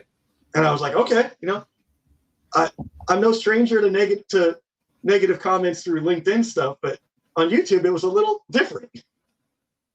So what was first of all, YouTube is a wild place. So yes. Was this well, just to show you what I mean by YouTube is a wild place, you'll see by the questions I ask you. Was this comment relevant to the episode, to the short that you posted? Because you get random comments and it's like, what are you even talking about? Right? Yes, it was, and it was a fair statement. I will say that. But well, then that's not negative. That's a growth opportunity. But it was, you're taking a 30-second clip of something that probably, of a topic, like, say, you know, it's kind of like saying you're talking about a 30-second short on how to coach for a better bench. Right. You're going to have somebody come out of the woodwork and say, well, I don't agree with that, because you're talking about 30 seconds for something that could take you 5 hours to explain. Right. So I'd say it was a negative comment, but I'll say it was a fair statement, but it was taken out of context of the short. I got you. That makes sense. If you would listen to the full episode, you might have changed. The person might not have said the same thing, but when you're trying to make a 30-second clip to get attention to your show, there's only so much of a thought you can get through, and sometimes you want to leave them hanging a little bit to get them to go on to click through to the full show. Right. So it's a balancing act of how much do you put out that's real versus how much is I'll say a gimmick or a hook. Yeah, I got you. I mean, so to illustrate what I said about the relevant thing, so I had a YouTube short. It's like maybe 15 seconds long, and it was check out my new shaker bottle. And somebody posted a comment said, "You are inconsistent." Yeah. I was like, "What are you?" I'm like, "I don't even know what you're talking about." I literally, I don't even know how that relates to me showing you. I'm not even in the video. It's me videoing my shaker bottle sitting on the counter. Right? And it is you are so inconsistent. I was like, "What are you talking about? I don't even get it." So, or you're talking about project management. And someone says, "I don't like bacon." yeah, and somebody will do that. Someone will do that. So when you said, well, it's something that's out of context for the short, then I'm like, oh, okay. At least they're talking about the topic, even though they kind of took it out of context. So that's a win for them, all right? Because at least they stayed with the topic in general, right? Eric said, I think I saw it. Eric said he's not a project manager by trade, but he does have a project manager degree. So, hey, Eric, you need to definitely check out this podcast. I'm showing the LinkedIn page right now. I like how you guys are integrating LinkedIn. So you're showing, and look at that handsome guy. All right. I like how you guys are using LinkedIn to promote the show. We're also in the middle of a rebrand right now, too. Oh, my. Here we go. Because if you see the logo, I just made that logo actually last week. That right there? Yep. Okay. To kind of build some consistency across some of the stuff we've been doing on social media. I got you. So we're literally in the middle of kind of redoing everything to go. So you're not changing the name, you're just changing the brand, like the graphic imagery. Right. I got you. All right. I was afraid that it was something else. All right. You guys have a big following on LinkedIn. How is LinkedIn helping you in terms of getting the information out there? Well, my co-host is a LinkedIn celebrity. He is Daniel Hemhauser is the #1 content producer of project management on LinkedIn I think it's in the US. Okay. And he's got a massive following. So we just kind of decided you target your audience and you go where the people are. Well, project managers tend to be professionals and live on LinkedIn. So if we already have the following there, why not target the audience that we have? Right. Which was on LinkedIn. So that's where we've done the bulk of our marketing and trying to garner our attention. Plus, we're both heavily invested in the project management community. So it's kind of one of those. That's where we know people. That's where we know people are. That's where our friends are. Yeah. So that's the easy layup for that. So I brought that up because you guys, the thing is that people think, okay, well, I've got a business, I need to put it on Instagram, right? And it's like, and I was actually talking about it to someone the other day, and I was just like, yeah, but what are you going to get out of being on Instagram? Like, before you do it, like, okay, for me, I'll just be honest, I get mad at Instagram every week. And in fact, I've started like taking Instagram off my phone for part of the week, because all it's going to do is frustrate me, right? Because I'll get like random irrelevant things, and it's just like, and I'm trying to get stuff done, right? And then for me, Instagram is basically like a glorified messaging service, okay? And so I keep my Instagram for that, and then also because I've thought about like the stuff I put up is like, okay, it'll be like me working out or something like that. So I'm like, really, this isn't Garage Gym Life, which in my head is about the audience. This is John's Garage Gym Life, because I'm showing stuff I'm doing. And so I toyed with the idea of changing my Instagram to just my name, right? But I didn't do that because I was like, if I do that, somebody else is going to take the name Garage Gym Life.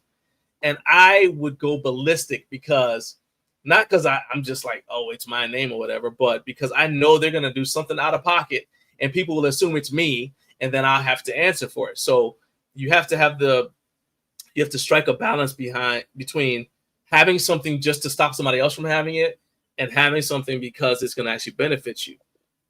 in the case of what you guys are trying to do, it makes sense to me that you don't have necessarily, like, you're not pushing Instagram. You're instead pushing LinkedIn, because I think LinkedIn is highly underrated in terms of content for people who are trying to reach out to other businesses and other business professionals. You know, it doesn't make sense to me, for example, if I'm trying to connect with a brand to get an interview, it doesn't make sense to me to send them an Instagram DM.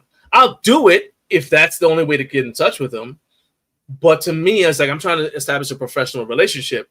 We should do it on LinkedIn, right? And that's why we have a LinkedIn presence. So I love, actually, I was asking you, like, legitimately, like, hey, well, how's it helping you in terms of building brand awareness in the business community, right? So you may not have a ton of Instagram followers, but it doesn't matter if you're getting what you want on LinkedIn. Does that make sense? Yeah, and the other thing that at least I've seen on LinkedIn especially is you really quickly learn where your fans are, because we'll post something and I'll see who reposts my posting, about whether it's something I post, just a regular post, or it's something about the show. I can see when somebody reposts it and I can go thank them for it. You know, Right.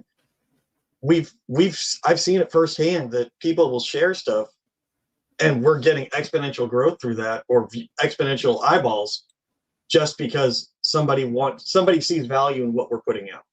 Nice. So we got a couple of comments. So apparently Joey's got a lat pull down for sale and it's not in the basement. Oh, okay. So yeah, that increases the value right there, because I'm telling you, I'm not going down in that basement to get anything. Liberty Physical says, people used to comment about my voice on every video. He said, I eventually just accepted and expected the hate. You know, and I also have a different perspective about comments. You know, if it's a positive comment, like I just got a positive. So Kenny, my man Kenny Seller says, hope you and yours are doing well, bro. Hey, likewise, Kenny. Kenny's my dude, right? And I love hearing from him. You know, every time he posts something, he posts a positive comment. But even if somebody posts a negative comment, I realize now that's engagement, and the algorithm is going to a lot of times prioritize the negative comments, because people tend to interact and engage with negative comments a lot more, right? So if somebody puts a negative comment, that might be a springboard to growth. Like our most popular video on on my channel is a result of people making negative comments. I got 5 million views on it because people make negative comments because they didn't understand what we were trying to do in the video. It was a YouTube short, right? We recently had a spike. I got over 20,000 views on a short because I was trying to demonstrate that when I don't use wrist wraps to bench, I can't bench as much, right? And that's just something I noticed, right? But the people who were watching it didn't understand that, and so they're putting negative comments. So like, oh, well, you bench like the rest, you know, the way that most people bench. So what, right? Well, I end up with over 24,000 views on that because of negative comments. So now I'm like, even when you're trying to hurt me, you're helping me. So thank you.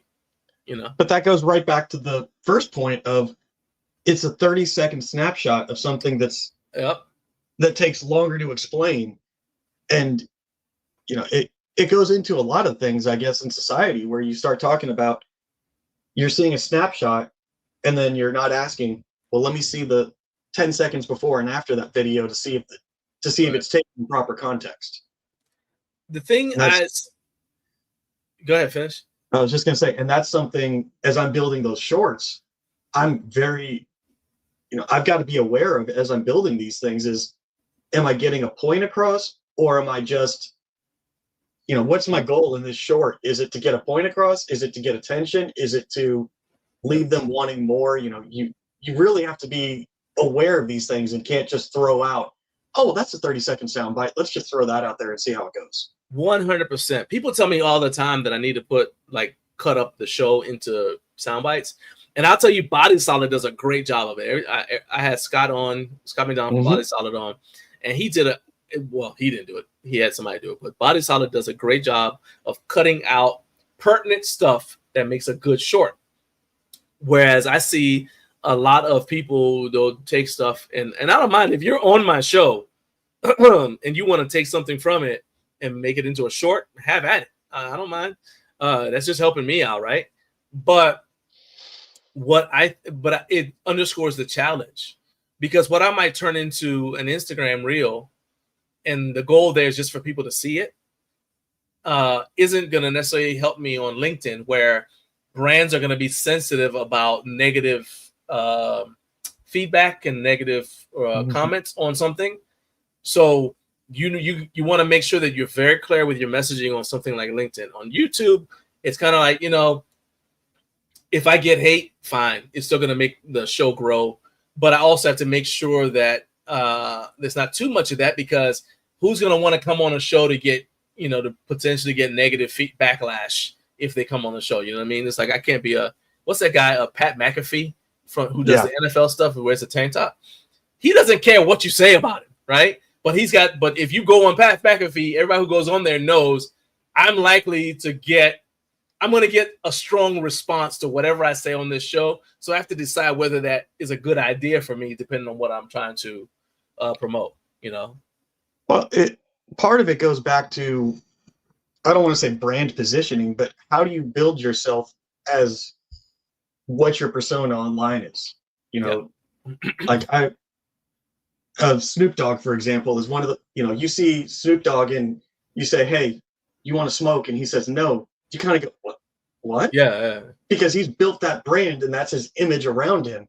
Yeah. And now he's trying to re-image himself as the lovable grandpa. But back in the day, he was a hardcore gangster. Which is funny. Yeah, he's portraying that, which is funny because he was like, I remember, this is changing industries, but I remember when Conor McGregor was talking about Nate Diaz. He was going to fight Nate Diaz, right? And he said, Nate, you're acting like you're a hardcore gangster. He said, man, you're teaching kids jiu-jitsu classes on Sundays. And you're doing all and so Snoop Dogg had this image, but he's also like, coaching youth football, and he's doing like all these charity events and stuff, right? It is what it is. He's doing cooking cookbooks with Martha Stewart. He's just he's like a fun dude, you know what I mean? And I think that is like, you kind of have to, it kind of goes with what Michael wanted to know. He said, how do you manage your composure and your brand image if content gets viral due to hate comments? And it's like, you have to pursuant to what you're saying, is like, you can't go in like intentionally like fighting with people. Yep. You know what I mean? I got the best piece of advice I've ever gotten on social media, actually from you, and I think you took it from Cart, which is, you get a negative comment, the best response is thank you or okay. You just like, I'll never forget this. I started regularly posting stuff on LinkedIn, and I posted something about Agile, and I got one of the Agile purists from another country just wrote a whole paragraph about how I was wrong. Yeah. And I thought about it and I said, okay, let's regroup. Don't fire back hate. Just go, okay, tell me more about what it's like in your country, because it's different than mine. Yeah, because there's a cultural paradigm to everything you post to. That's another thing, Michael, is that you have to, we try to remember, or at least I try to remember, that people in different countries, like Michael's in Korea, people in different countries are watching the content, right? I got people watching in Japan. I have people watching in Canada, obviously different parts of the United States. So do we. And so it's like, what I say here might be funny. In China, it may be an insult. In Japan, it may be just confusing. And so that's one thing. I try not to take things too personally. I make sure that, like I said, first of all, I view any engagement as helping me, right? Any engagement is positive, because the person, to a certain extent, it's kind of the inverse when people say, if you don't have anything nice to say, don't say anything at all. Well, that doesn't help me, right? So somebody who even made a negative comment, they actually helped push my video watch time, because they took the time to make a comment. Whereas I will send. So like I sent the link for my appearance on your show out to family members, right? I think only my mom commented on your actual in the comments on your actual video. I think it was your brother. Nah, it was my mom. Well, my brother might have to, but my mom is like the only one. And most of my other family members texted me back, "Oh, this is great. Oh, I really enjoyed it." I'm like, "This, thank you, but it doesn't help the show. I'm trying to get you to watch the show and comment on the show, and no matter how many times I tell them, it is not something that enters their head, right?" So whenever somebody makes a comment, even if it's something that drives me up the wall, I still say, you know what, at least they took the time to comment, because think about all the people who see something, don't like it, and they just tell their friends they don't like it. So I never know that I may have offended them. I never know that there's something I need to change or adjust. I can't improve them. So even the negative comments, if you handle it correctly, are an opportunity for you to grow and be successful. I don't know if that makes sense. Oh yeah. I mean, it's the biggest thing that this has shown me is how this all works, because, you know, I say the strangest experience I've had was I'm sitting in bed just watching YouTube before bed every night.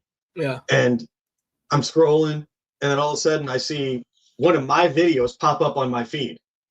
And then it got even stranger when a friend of mine, I was on his show, and then I see a video that's not mine that's got my face on it from his feed. Nice. You know, nice. That's the most surreal experience of all of this, is when you start seeing your own content out there in the way that you consume content, and you're just like, what's going on? How did I get here? I'll tell you something else too that gives me a certain sense of, so I don't put out negative stuff. Okay. That's another thing, is like I watch what I say, and by negative, I don't mean like I don't like cuss on videos. I mean, like, I don't put out stuff. I don't bash people. If a brand does something that deserves, my negative Recliner comment of rage. Yeah, I mean, like, if a brand does something that I'm like, okay, let's say they send me a product and I review it, and I'm like, no, this thing is trash. All right. Well, I don't see that as negative, but I still try to state it in a way that's polite. And I try to talk to people as if I was standing right in front of them, because a lot of times people talk online in a way that's different than they would speak if they were in front of you, right? And so when I will say that if you come at me like that, I have a very, so I used to be a fighter, and trash talking is in my DNA. And if you come at me like that, you throw one at me, I'm throwing two back. All right. That's just the way it is. Right. But I'll tell you something that it kind of goes back to what you were saying about watching stuff. My daughter, she's 9 years old, but they're in the YouTube sphere, right? They watch YouTube. They understand the concept of content creation. She's told her friends at school, my dad's a YouTuber. So I understand that some of the comments that I might be getting on videos might be from somebody in elementary school. So let me take that one step further. My kids, they're 6 and 7. And this happened probably 2 or 3 weeks after we started the show. Right. I told the story on the show, but I watched my daughter. She's got a little toy digital camera, and it records. And she's recording the TV watching Pokemon. Nice. And I told her to stop doing that. And then after like the third time, I said to her, okay, why are you recording the TV? Yeah. And she's like, well, we need content for our podcast. Yeah. And I looked at her and I said, and that's how you're going to get shadow banned. That's hilarious. That's funny. Because I mean, they don't understand. I'm just telling you, it's like, I try to, and this all goes back to Michael's statement. It's like, you got to think about it like the person who's commenting on you might be a kid. They've got three minutes of life experience, right? And think of the dumb stuff that we all said when we were kids. I'm so grateful we didn't have the internet like that when I was a teenager, okay? I'm so grateful. because I think about the dumb stuff I said yesterday. Man, I'm telling you, it's just so yeah. As my brother, so this is my brother. He says, "Season with grace." Yes, everything you say needs to be seasoned with grace. You can't just try to talk to people like Jesus is standing next to you. All right, and or what, and you'll just talk differently. But I also, like I said, I try to remember that this might be somebody's kid who they don't understand half of the things that they see in the video. They don't understand nuance. And so they're making a comment based on just making a comment. So while I do respond, I try to respond in a way that's funny. If they're coming at me with some snark, I try to come back in a way that's at least going to make them laugh. But at the same time, I am a fighter. So, you're not going to like just talk trash to me and I just ignore it. Right. I always go back to, I was infantry in the Army, and when we're standing around in the circle, just talking trash to each other, there is no better example of a self-policing ecosystem than that circle, because we'll always try and one up the next person, but when you cross the line, everybody just can unanimously goes, "That was over the line," and you go, "All right, we're backing it off now." Rory Ellis has entered the chat. Rory's actually probably another good person for you to talk to.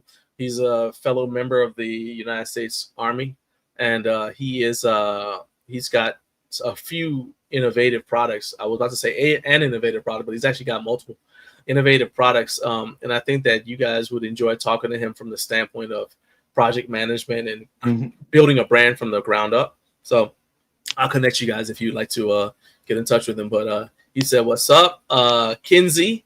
What's up, Kinsey?" Hey, that was a really good video on those 4.6 handles, Kinsey.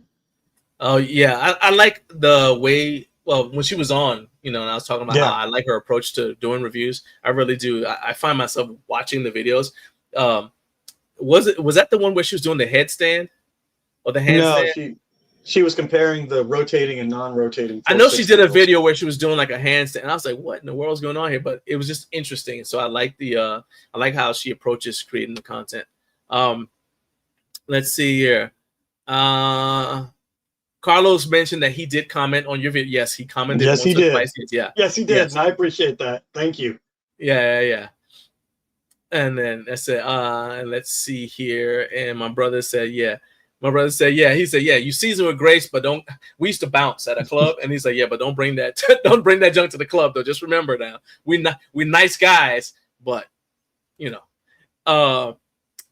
and Carp says, as far as like the kids say, yeah, they don't know what to do. You just tell them, So, all right. So now something I want to talk about is the pathway to creating your podcast is you were laid off, and you've been public about that. Yep. In multiple places. I applaud you because you took what could have been a negative, being laid off, and you turned it into what could have been. This could be a game changer for you and Daniel, because you started a podcast, and you started a podcast in the most difficult way possible. You're like, we're not researching anything. We're just going to start. All right. My brother said, hey, have a good day at work, my man. I love you, man. Well, we did research this because this is what we've been doing for 30 years together. Oh, no. I'm talking about like podcast, not the topic. Oh, yeah. I'm talking about how to start a podcast. Like you didn't go look and say, well, what camera should we use? What microphone? You're like, nope. We'll figure it out along the way. So our beginning rule was you run what you brung. If it's in your house, you use it. If it's not in your house, you don't go out and buy it. So with all that being said, there are periods of discouragement. We talked about that a little bit. Things where things may not be moving. You don't see progress or whatever. I think home gyms are highly underrated. In fact, anybody who's starting a business, I'd be like, you need a home gym.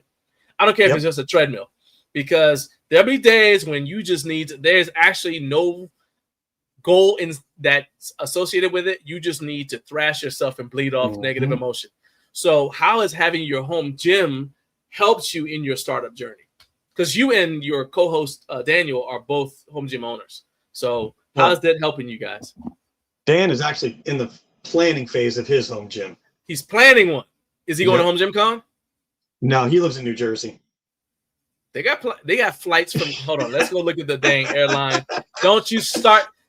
You know what? I'm going to actually argue with Daniel because it's just like when I try to get him to follow the show page. He's always got a reason that makes no sense. Some really convoluted, like, hey, why didn't you do your homework? And he'll tell you about the tornado that hit the town next door or whatever. It's just like, what is that even? Okay. Anyway, let's go ahead. So how does having a home gym help you with your journey? Well, the first thing is because I had this built almost 10 years ago, and it's just no home gym is ever complete, but I've been evolving it. One of the most valuable things that I've found is fitness. It's proven scientifically, fitness keeps you sane in a lot of ways. And knowing I've got basically a state-of-the-art with everything I need in the garage, and it's already paid for, I don't have to worry about how am I going to get my fitness in. I don't have to wait for a gym to open. I don't have to go to Planet Fitness and worry about if they're going to yell at me for trying to deadlift too much. It's all there. It's all mine. It's all open 24/7, except for when the kids are asleep. Yeah. Did you set goals for yourself? Like, okay, all right, we underestimate how much of our life is dictated by work. You kind of like, okay, I got to get up at this time because I got to get to work. I got to pack my stuff because I got to have lunch at work or just whatever, right? I'm going to work out at this time because this is when I get home from work. Once that's gone, I found when I was laid off from a job like 14, almost 15 years ago, I needed to fill that dead time, the 8 hours. Well, at the time it was 10 hours. I needed to fill the 10 hours I would normally have been at work with something productive, right? I ended up doing like stuff around the house, but I also set some goals for myself in the gym. Like, okay, this is a good time to work on my squat because I'm not coming home tired from work. I can get up essentially at whatever time works best for me to get higher numbers on the bench. So I set some goals in the gym. Did you do that? No, when I got laid off last year, I initially thought, oh, this will pass quickly. Then the new year rolled around. I had some surgery, so I had to take about a month and a half off from the gym just after that. And then I haven't been great about getting back into a routine. It's mostly I just go out there and whatever I feel like doing for half an hour, 45 minutes is what I do. Okay. But I recently did the garage gym competition that Joe Gray put on, and I was very pleasantly surprised by my numbers that I hit. Overall, I hit I think it was a 315 kilo total on squat, bench, and deadlift, which it's pretty good for me considering where I am in my life and also where my training focus is, because it's not all about training anymore. It's about staying healthy and showing a good example for the kids, because I think it was before we recorded with your show, my kids were down in the garage playing on the cable tower, playing with the power blocks.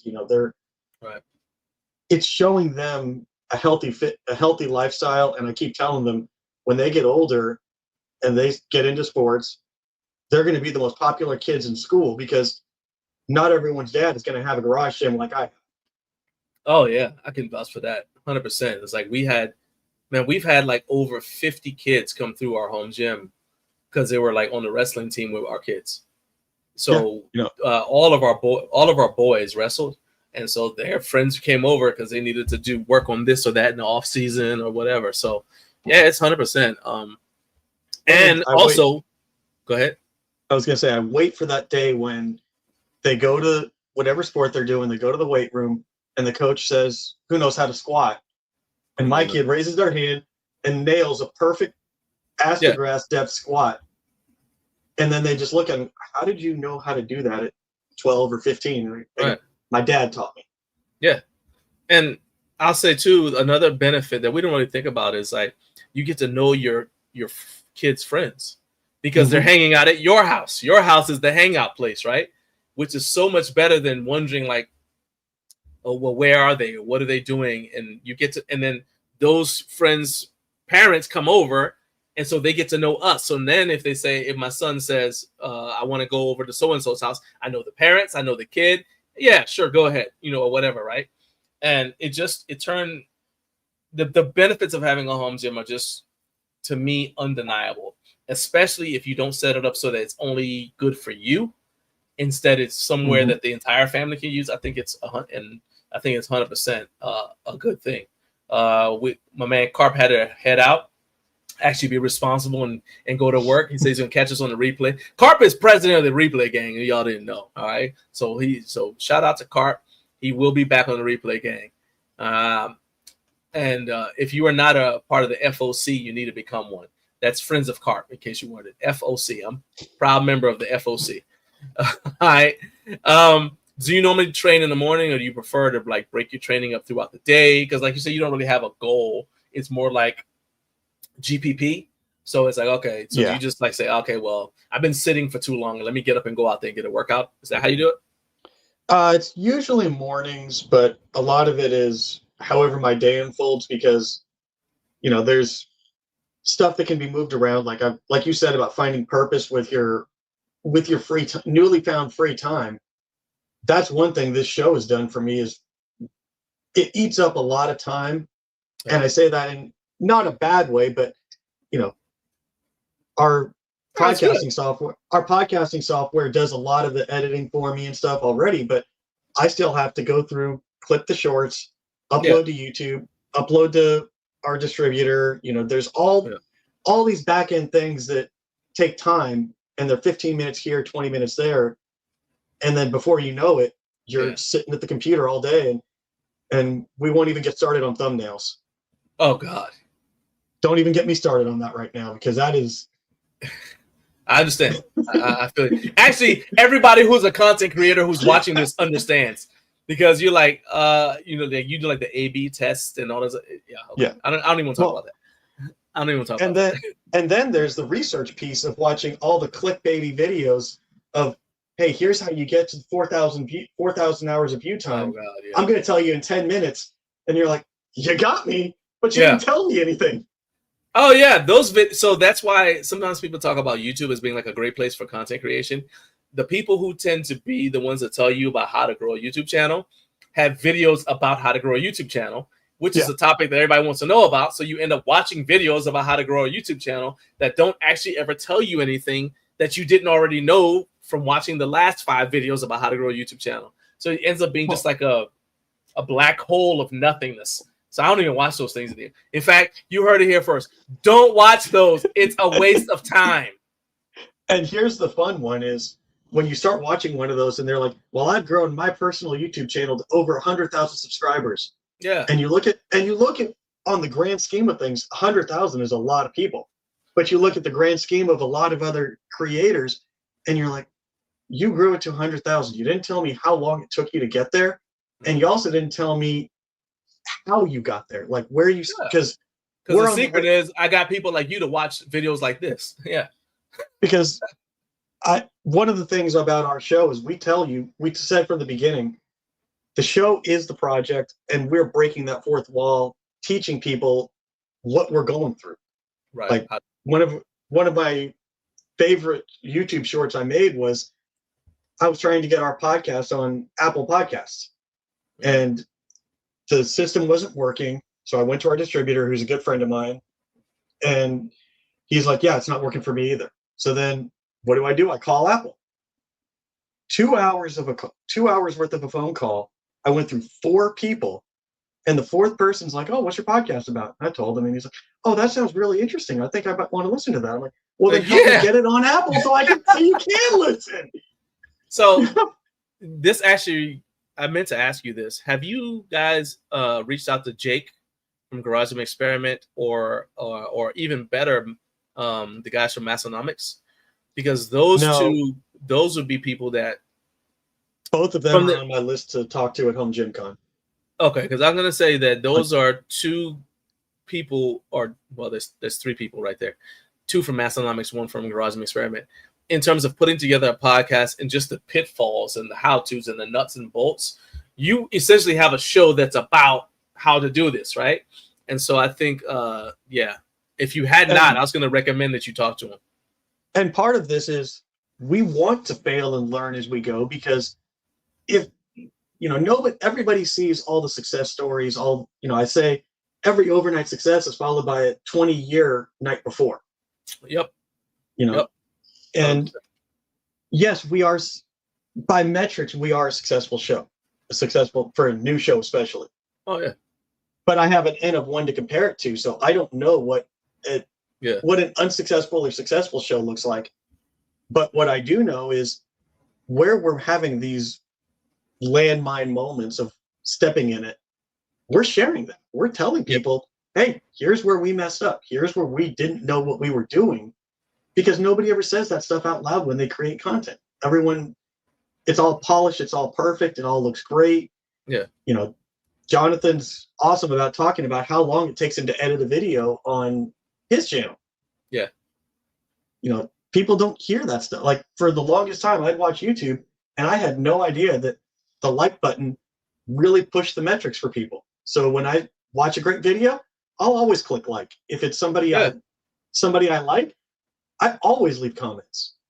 Yeah. And well, again, it's one of those things that you don't understand until you start doing it.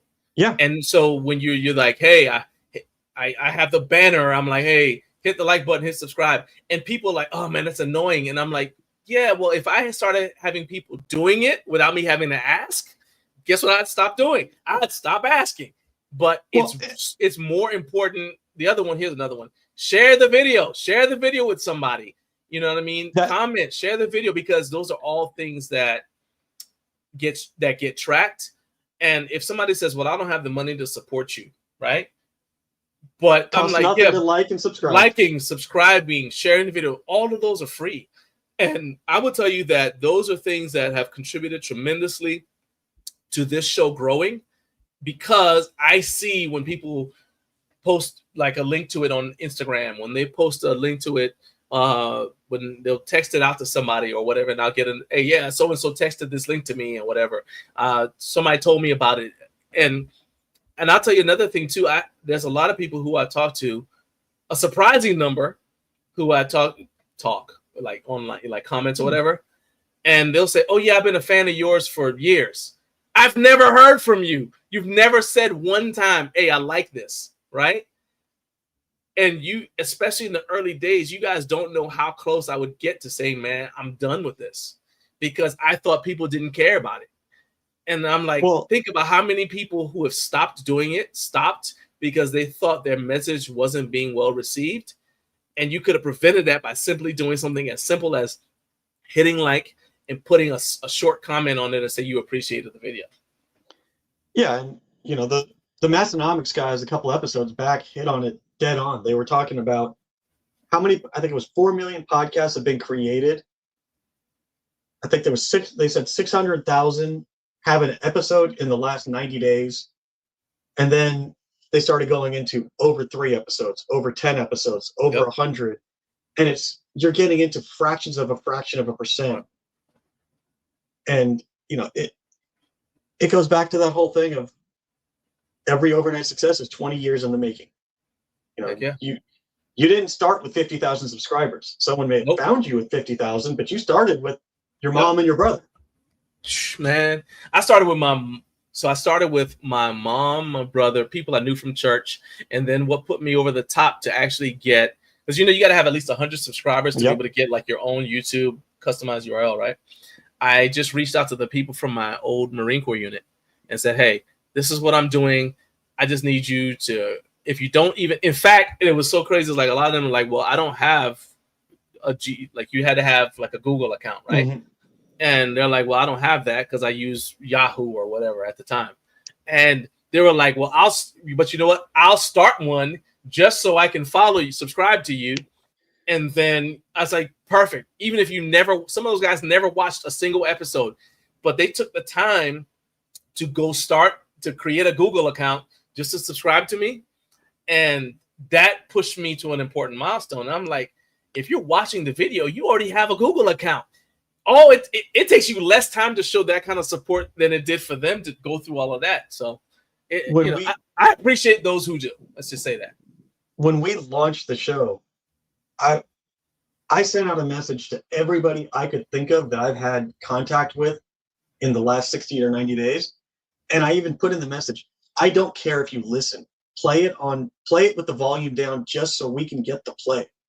Yeah. You know, and it's one of those, you're just asking for that little bit of support from your community around you. Yeah. Because you want to be validated a little bit, and that's kind of where that comment section comes in, is, you know, that feedback we were talking about at the beginning on LinkedIn.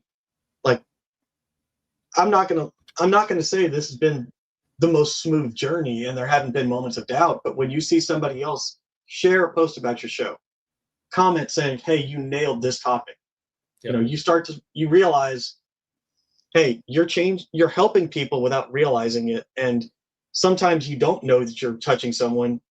And that's what our distributor over at Heroes Media Group, he's become a good friend of mine. He was telling me, you know, don't stop. You're helping people, because just the reach that we're getting on our show, statistically, we have to be helping people, because people aren't downloading it because they're bored. Right. So as we start to wrap this up, let's talk about, don't want to let you go before we find out where people can actually go to consume the episode. And also, if somebody wants to be a guest on your show, how do they do that? So how do they contact you if they want to be a guest, and where can people consume the episode? Well, first, we're trying to push all of our traffic through the LinkedIn show page at 2 Disgruntled PMs. If you don't have LinkedIn, you can email me at Trevor at 2 Disgruntled PMs. And then we're available on all major podcasting platforms.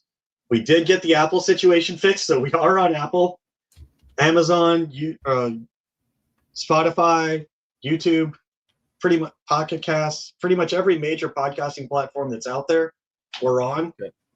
And then we also are on the, as I call it, the race to 100 on YouTube right now to try and get those 100 subscribers. All right. Well, man, I appreciate you being here. Thank you so much. I'm going to put all the links to that you just talked about are going to be in the description for this video. And I wish you nothing but the best success with your show. I think we got one more comment. Hey, Michael said, thanks so much for the sincere advice, and I will definitely follow 2 Disgruntled PM. So there you go. You got somebody else. Yeah, and I mean, legitimately, I think you will enjoy checking out their episodes, because it's got a ton of actionable content that's delivered in an entertaining way. So, and that's another huge piece of it. And one of the things we're focused on is, it's a show for project managers, but we also make it approachable to the person that's not a PM. Like Eric said, he's got his degree in project management, but he's not a project manager. So he understands a lot of the, I'll say, minutia or details of things that we talk about. But I made a rule on the show that we don't bring up an acronym if you don't describe what it is first, because there's too much lingo out there. And that's some feedback I got from my brother-in-law, was he hates it when his wife uses technical terms and he's lost in the conversation. So I wanted to kind of make this approachable to both well-experienced project managers, because we might be giving them a reminder of something. And then also, if you're just interested in the field, it gives you a primer to know what exactly it is that we do, or an appreciation for the PM that you're working with. Okay. All right, my man. Well, I'm going to let you go. We got our other guest coming up, so I want to go ahead and make sure I give him his time. But thank you so much for being on here. Thank you for taking time out, getting up way too early with me. And I look forward to seeing you at Home Gym Con. I will be there, and I've got my VIP pass, so I'll pretty much live there. There you go. This is the way. And thank you again for all your generosity, John, and all your help on this. My pleasure. My pleasure. Take it easy, man. Have a good one. All right. Okay, so that was my dude, Trevor Greenberg from the 2 Disgruntled PMs podcast. It's an excellent podcast. Like I said, I had the pleasure of being on there, and it was I had a good time.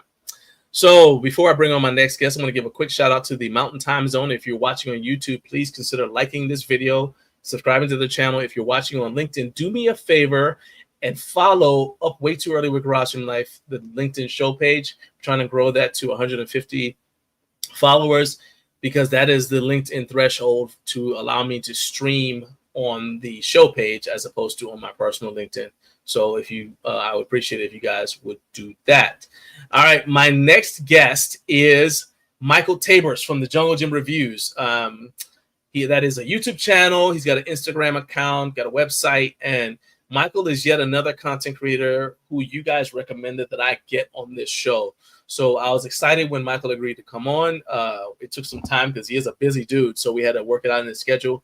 But I cannot wait to dive into his process and find out what is behind the success of his YouTube channel, which has multiple videos with over 20,000 views. So, Michael, thank you so much for being here. Are you ready to go? Awesome. That's what I like hearing. All right. Everybody give a warm welcome to Michael Tabors.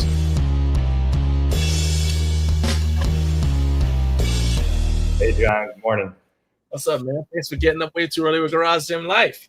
Hey, I've been up. I got little kids. They don't let me sleep in past a certain point, so I don't need an alarm clock even these days. Perfect. That's what I'm talking about. Yeah, Joey says, welcome to the show. I'm telling you, you have a built-in fan base, all right?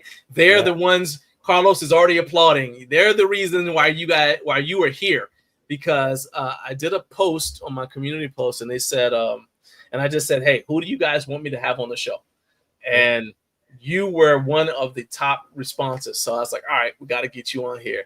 So my man Tommy said, welcome. So thank you for being on here. I know you're a busy dude. Yeah. So let's dive into it. As I was saying about your channel and the success, you're coming up on December will make the 3-year mark. Is that correct? So 3 years since I started the channel. I've only been making actual content on the channel about 10 months. 10 months. So I put one video out. It was like a hack, if you want to call it that, about 3 years ago, 2-3 years ago. And that was the first video ever. And then I didn't post because I didn't plan on doing YouTube at all. Yeah. So I was just like, this is for some Facebook group home gym members that wanted to see something up close. Made the video, left.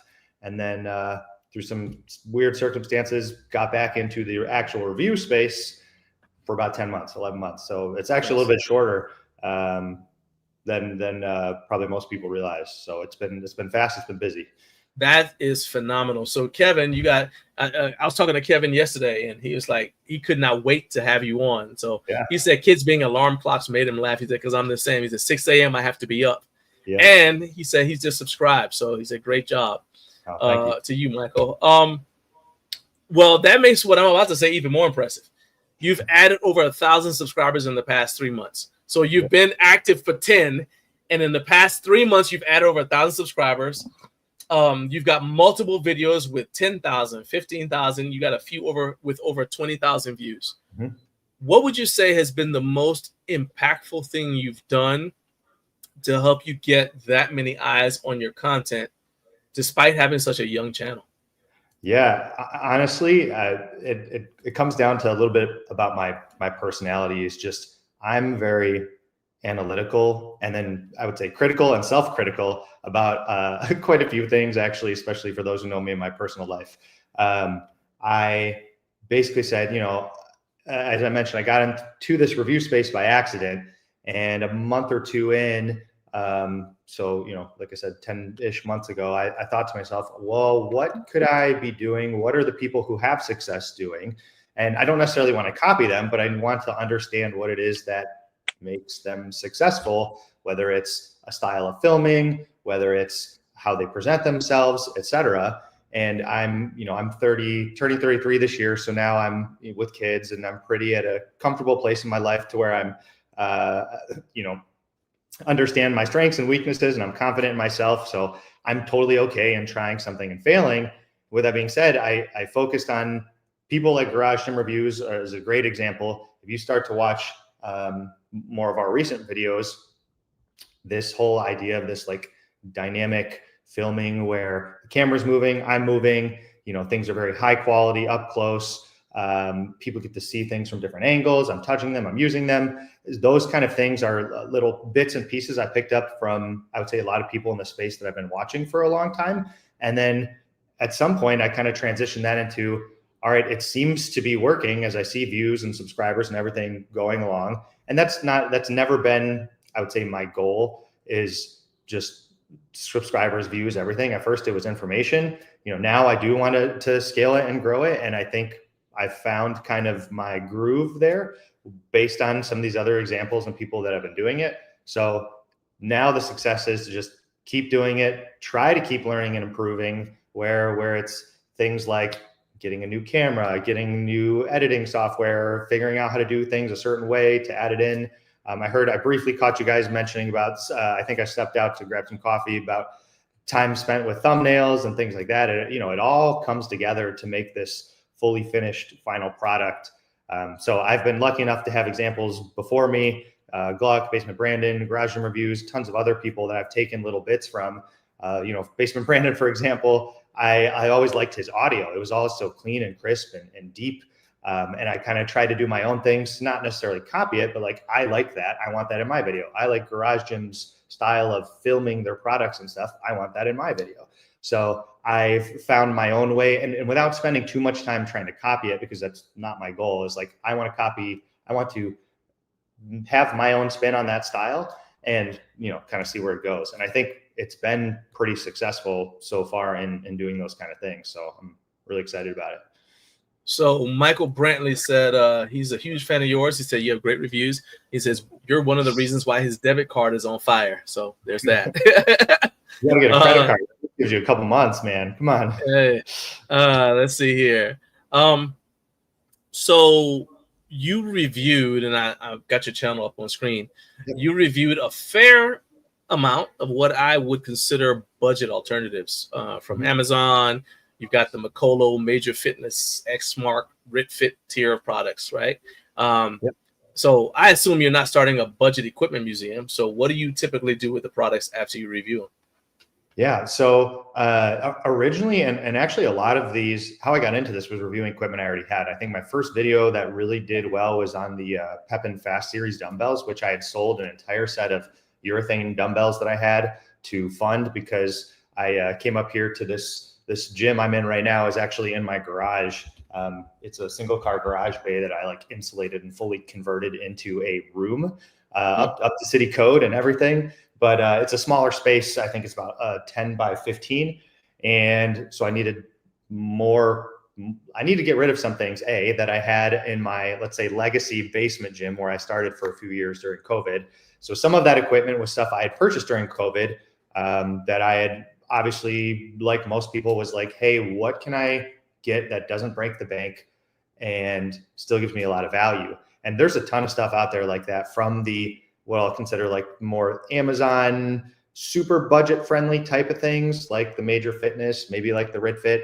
Then there's things like the Walmart stuff, the stair climber, the leg press, which are more of that like import, like commercial. But at the end of the day, when I'm done with it all, originally that was all to keep, but now that I'm done with it and reviewing other pieces, and it's a kind of carousel of equipment here, I sell it on my local marketplace. Usually I try to give people a good deal, like half off, like what the original price would be, somewhere 50 to 70%, depending on the product and stuff. So unfortunately, yeah, it has to go, if nothing else, just due to space constraints in here.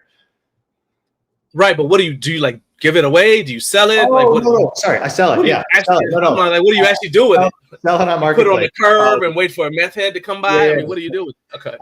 Okay. First, I offer it. I sell it. First, I offer it to friends and family.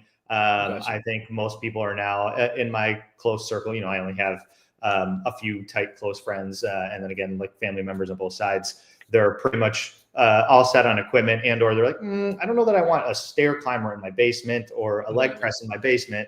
I'm like, fair. So it's on marketplace here locally, which I don't love having a bunch of random people show up to my house, but over the years I've gotten good enough at filtering people and kind of gauging based on their interactions via message, like that they're not gonna, set my house on fire. Hopefully, which would be bad. Yeah. Yeah. So I remember we were a hit at Thanksgiving one year because we had we'd done so many massage gun videos. We had like literally a trunk full of massage guns. Yep. And I said, you know what? We're going to give these away when we go up there because we have family members who like work in the nursing field. So they're on their feet long hours, right? Yep. And then just former athletes, just whatever. We're like, all right, and my family tends to live a long time. So you got a lot of people in the 80s, 90s, and you show up and like we just started handing out massage guns. You've not lived until you've seen a bunch of people in their 60s and above fighting over who gets which massage gun. That was worth it right there. Okay. Yeah. But then also, we've been able to, we've been blessed to be able to give stuff to people like, friends from church, whatever. And then even if I sell something, I feel good because typically the people I'm selling something to on Marketplace are people who are trying to start their home gym, and their funds are obviously limited, or they wouldn't be on Marketplace looking for stuff, right? Exactly. So I feel like I can sell it to them for less than they would buy it brand new. Mm-hmm. And it's almost like I'm giving them what I wish I had gotten when I started mine. You know what I mean? Like giving you like a head start. Now, if it's something I don't feel like I feel is just dangerous, I'll take it to the dumpster. I'll pay the money to take it to the dumpster because I don't need that on my conscience. Yeah, for sure. So what's been your favorite product to review so far, whether because it was just fun to do or because of the response the video received? Because sometimes the comment section makes a video worth it. Like, I'm just like, this is going to be whatever. And then I see the comments and I'm like, oh, this is hilarious. I actually catch myself laughing, like literally laughing out loud at some of the stuff people say. And I'm like, oh, or it ends up being thought-provoking. I'm like, you know what? I need to do another video because of a question that was asked or something that was said. So what's been your favorite so far? Yeah, fortunately, I will say, well, I guess either fortunately or unfortunately, people don't give me too hard a time yet in my comments. Most of the people are pretty like cut and dry as far as they're either saying like, oh, great video, or, oh, can you tell me more about like this specific functionality? So I know No Fate sent me a message, told me he was going to be in here at some point, which I'm a little. He was here earlier. Oh, I'm a little scared for that. But he's one of those people that would be in my comments giving me a hard time about something I'd have to make a whole new video on. But it all in good fun. To answer your question, for me, actually one of the more recent ones, the first thing I was actually going to say was one of the new GetRx tornado racks with those tornado arms. But actually, I'm changing my answer to one I just posted, I think in the last month or so here, on a piece you can't actually buy anymore. It's called the Magnum Biangular Transformer. Magnum is like a commercial equipment company. I don't know if there's... Hold on. The what? Magnum Fitness. Biangular. Biangular transformer. Yeah, I understand Magnum, but you said biangular. Okay, we're looking this up right now. Keep talking. We're looking this up. By the way, Rob is here. He said Jungle Jim is here. Welcome, man. Shout out to you, Rob. What's up, my man? All right, keep talking. I'm gonna look this up because just the name by itself is legendary. Go ahead. Go for it. Oh yeah, it's so it's a commercial piece. Well, it's a commercial brand, Magnum Fitness. I don't know if it's technically Fitness Systems. They're no longer like operating under the name Magnum. They were bought out by Matrix Fitness, and then now it's like Johnson Health, which owns Matrix. So Matrix, if you go to any like commercial gym, you'll see Matrix everything, machines, treadmills, etc. But anyways, somewhere in 2000, I was just reading and talking to someone about this 2000 to 2010 range. They had this line of like light commercial equipment, and this one was the home version of a bunch of different converging. So that's it right there. Yep, converging or diverging machines that they offered. Okay. Yeah, so it can do. It's a kind of like the original lever arms I called it in the video. Okay. That you can either set it up to do pulling movements or pressing movements, and the bench adjusts on three different angles. So you can, again, do lat pull downs. You can do technically flat bench, incline bench, shoulder press. You can do a mid row, all these type of things with it, depending on how you angle the bench and just due to like the grip options they have there. So that piece I found on Marketplace for my personal gym, man, 3 years ago. And it's always been in the background of videos, and people comment on almost every video they see it. And they're like, what is that in the background? Where'd you get that? Like, what is the Biangular Transformer? Tell me more about it. So finally decided to make a video about it. And basically the final outcome is I'm really hoping some companies see this. And I know I've heard pockets of kind of discussions here and there about some companies who are basically looking into their own version of something similar to that. Maybe it's plate loaded, maybe it's stacked. I don't know, but this idea that we can have like 6 different machines for a home gym that feel pretty good, pulling and pushing in a pretty small, maybe like a 4x5 square foot area. So like the size of a little bit smaller than a leg press or, a rack. You can get a lot done there. So that's been my favorite one so far. It reminded me almost of like the Power Tech leverage gyms. Exactly. Yep. Yeah, I did it when I saw it. I was like, oh, that makes sense. Biangular. Gotcha. Yeah. That is that's the biggest difference in that too. It's just the fact it can. Oh, sorry, I'm laughing at a comment in the comment section in the chat. Because I was texting Jonathan when just a second ago when I was looking down, and because I knew he had been watching, right? And he's immediately posted, because you're like, well, I'm nervous. So he's already posted his first comment. So finish your thought and then just brace yourself. No, I was just going to say that the fact that the arms are converging or diverging is just completely changes how the movement feels. And I remember being it was actually a chest press, a Magnum chest press at I live in Michigan. It was some up north in the hand, small little town that had a Magnum chest press, and it felt so good because the arms came in, so you get that like peak. It's like a dumbbell, but with continuous resistance. Yeah, exactly. Nice. So I saw that, and when I saw this on Marketplace, I was like, oh, I got to try that. And the more I had this, it was great, and people ended up loving it. So it's good. So I got a ton of questions in the chat. I told you we may not actually get all the questions I sent to you. Let's do it. I'm a pretty open book. Yep. Let's go. So Jonathan says, I see you got the Aries in. How many weeks will you use it before recording a video? Jonathan, you're asking weeks. I think you mean days.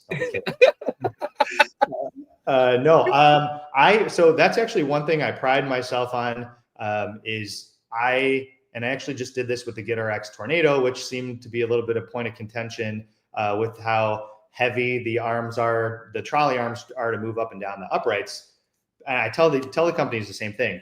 You give me something, I train 5 times a week. I know it doesn't look like it, but I do. I put it into use every single day for those 5 days, for, a month, 2 months, 3 months, depending on the timing stuff. So like I'm using it for everything I would already be doing. So then I can form the best opinion for me based on how I would use it. I don't necessarily think of like, what are all of the exercises you could possibly do ever? But for me, when I have, a set kind of training split and a set of similar exercises I do, it's the perfect way for me to I know what a fly feels like on that versus the GetRX Tornado versus this other, RIT Fit machine and blah, blah, blah. So that's like the best way is for me to just, get them in, put them in my training every day, couple months. So probably 4 to 8 to 12 weeks, Jonathan, to answer your question directly. Okay. All right. So let's go back up to the top. So first of all, Michael is dropping off for now. Michael is our first viewer from Korea. So shout out to him. He said, thanks for the Wisdom Entertainment. Said he'll catch up on the replay later. So I appreciate you checking in, my man. And I've been trying to connect him with Kevin from Home Gym Gains, as I think they can, like I said, Michael created an app that's I think might be a good solution. And I'm excited to jump into it starting Monday. Cool. And, it's a good dude. All right. Now, Home Gym Gains, speaking of, he said, I'm starting out as well. He says, less than 5 months. When I had him on the show, he had 41 subs. So he wants to know if you pay attention to analytics. He said he personally doesn't, but maybe he should. I will say yes. You need to pay attention to analytics. But I also think, before you answer, that sometimes just the name by itself is intimidating. Analytics. That sounds like something you need you're an engineer, but it sounds like something you need an engineering degree to understand. But I like to make things simple. It's basically just looking at patterns, like seeing what people like and what they don't like. Mm-hmm. Especially since, as we were discussing with my previous guest, sometimes people don't like to leave comments to give you feedback to let you know if they like something. So then you can go and look at these charts and they just basically tell you, okay, well, people were paying attention until this point in the video. So go to that point in the video, see what you were talking about, and don't ever talk about that again because everybody left. And when you said that, don't ever say that again. All right. All right. But what do you think about analytics? Yeah, that's one thing. Honestly, I haven't gotten to dive into too much. I definitely look at each video. YouTube is really nice now to where I posted some stuff on YouTube a long time ago, like in high school, and it was very bare bones, like just numbers. They don't really tell you what it means. But modern YouTube, the YouTube Studio, it'll give you little snippets of like, hey, this is what this means, or hey, this is similar to other creators. Or past videos you've had. So that makes it kind of less intimidating. And I think they have the little thing where you can like click info, like if you want to read more about what each thing means.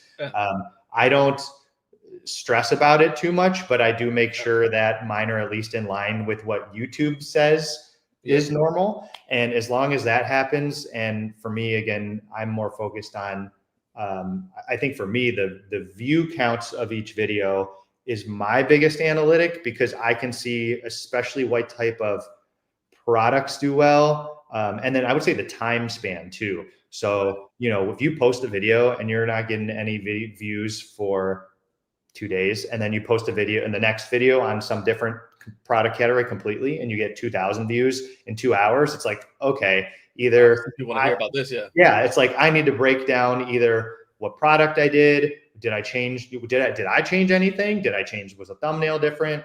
Was the title different? Like what are the differences here? And so for me, some of that consistency has helped me identify what is good, and I'll say good as far as like what will do well for a video and what won't. But yeah, it's kind of I think it's a rabbit hole you can for sure go down. Oh, yeah. Tags and optimizing, again, optimizing video titles and certain lengths and certain keywords. What's the one? Ultimate is a huge word right now. Ultimate, transform, things like that. Those like buzzword catchphrase things. And funny enough, I actually try to, maybe it'll make my videos perform better, but I try to avoid those because some of those sound just super cheesy and vague to me. There's a time and a place, but yeah, I think it's something worth looking into.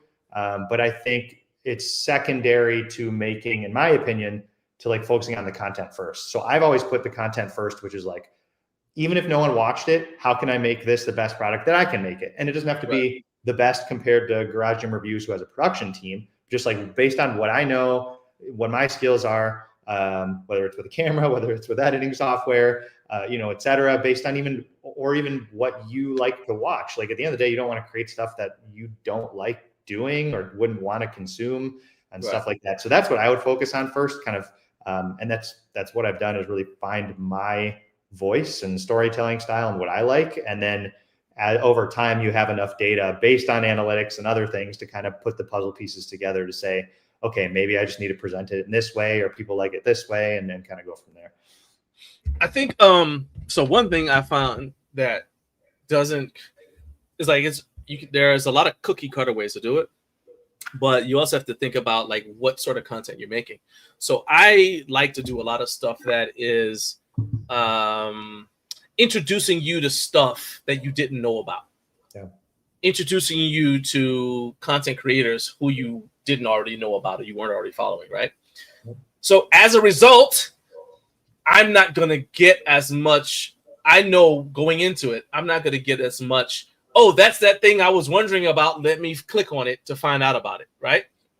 Instead, it's kind of like when the car was first invented, and I show you this box with tires, you're like, what is that, right? There's a little bit of curiosity, but it's not like I wanted a car, so I need to look at this ad because I need a car, right? I have to spend time explaining, this is what it is, this is why I got it, this is why you should be interested, which might be a minute into the video. So some of that initial click through from the thumbnail, because you see the thumbnail, so my thumbnails are important.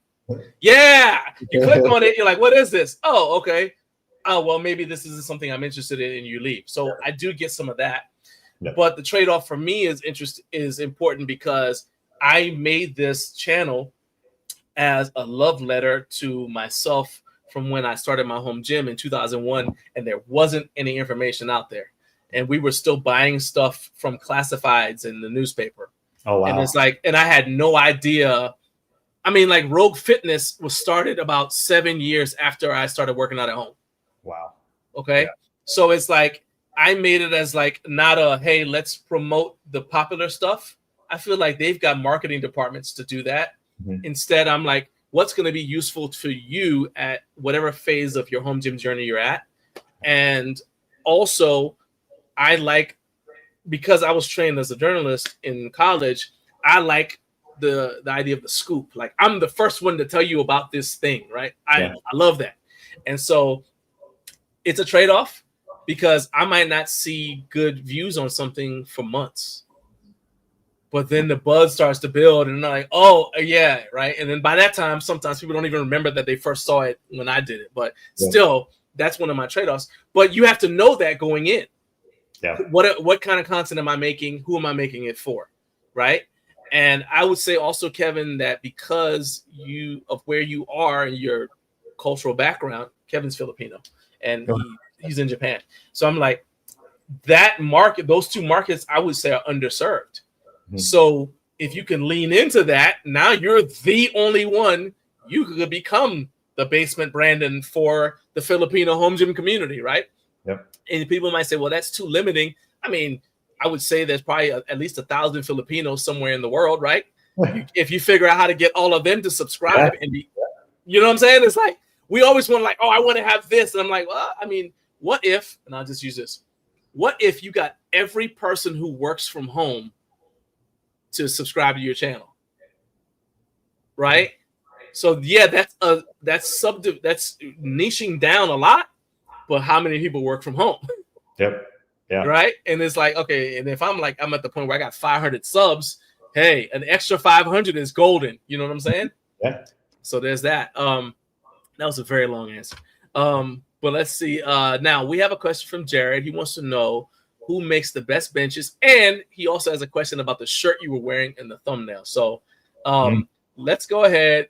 And before we go into, I know what he's talking about with the shirt on the thumbnail. So let's go ahead and let's just pull up the thumbnail right here. All right, let's see it. All right, it says always give up. He wants to know what you're thinking.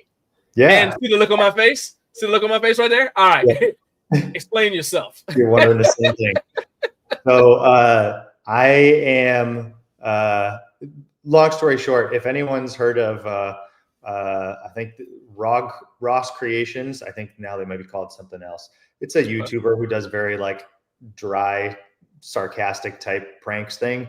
And it's just his, it's their merch. And it really resonated with me because that's just kind of my personality style, which is, you know, I like kind of being a little subtly funny. And I wear this, and I've wear it to pick up my little kids from school, and you know, people see it and it's like, oh, it's a nice little inspirational. Everybody's like, bring your kids over with you. Like, don't talk to that man. Yeah, inspirational shirt, and I can always just see either people like, that's hilarious, and they're like, does he know what's on his shirt?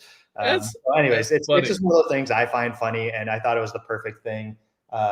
And I think it's just a conversation piece, and think that other people might appreciate a little bit of the sarcasm. That's all. See, I was waiting for you to say something inspirational, like, well, you always give up smoking. Oh, no. Always, you know what I mean? Like, always give up doing drugs or something like. No, or hard. My personal favorite, always give up giving up. There you go. There you go. No, not inspirational. Just not at all. Sarcasm. I tried to help. All right, let's get that out of here. All right. Now, his second part of his question is who makes the best benches? And I don't want you to limit it to that. We're going to expand it because that shows great minds think alike.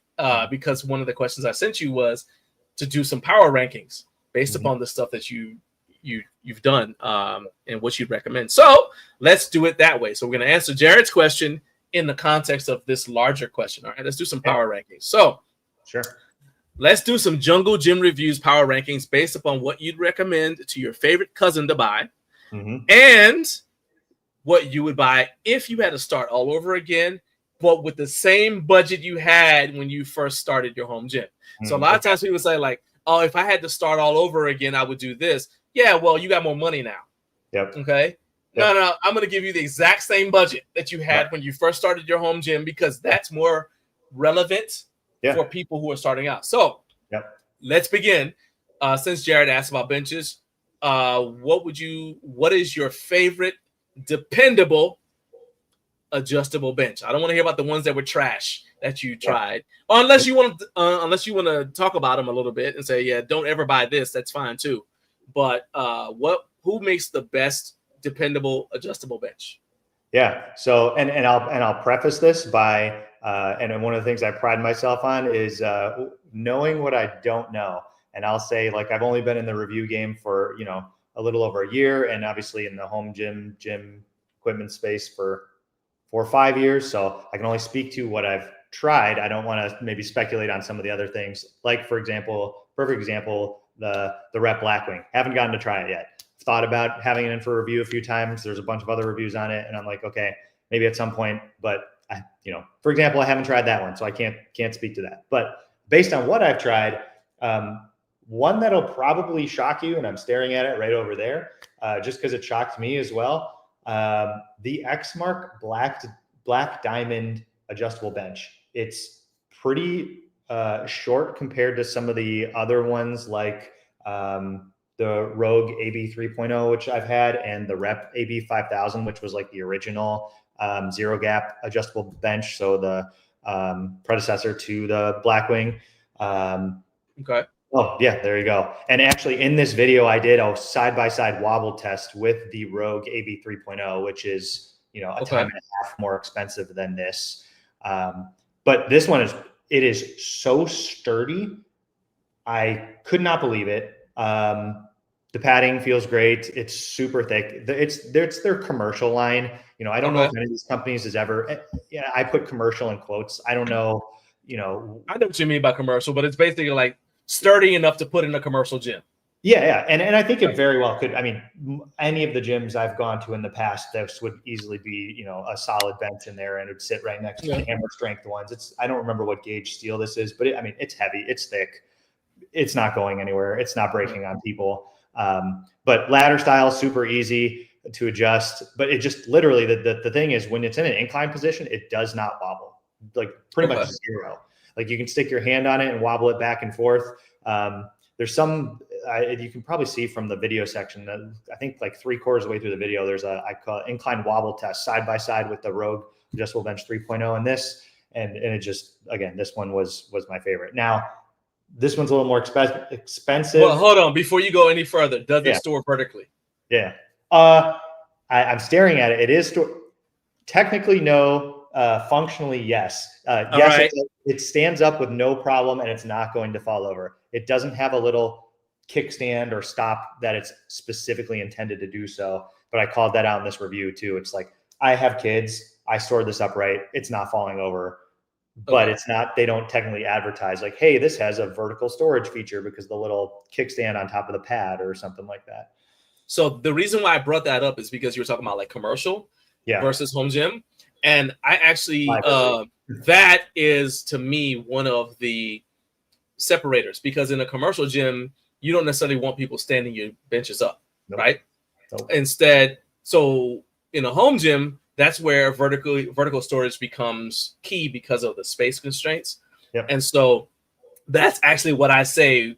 That's what I look for when I want to determine whether something was designed for a public gym or commercial gym. Let's say commercial because it may be semi-private, for a gym owned by somebody else that you visit and pay money to use, versus a gym for your house.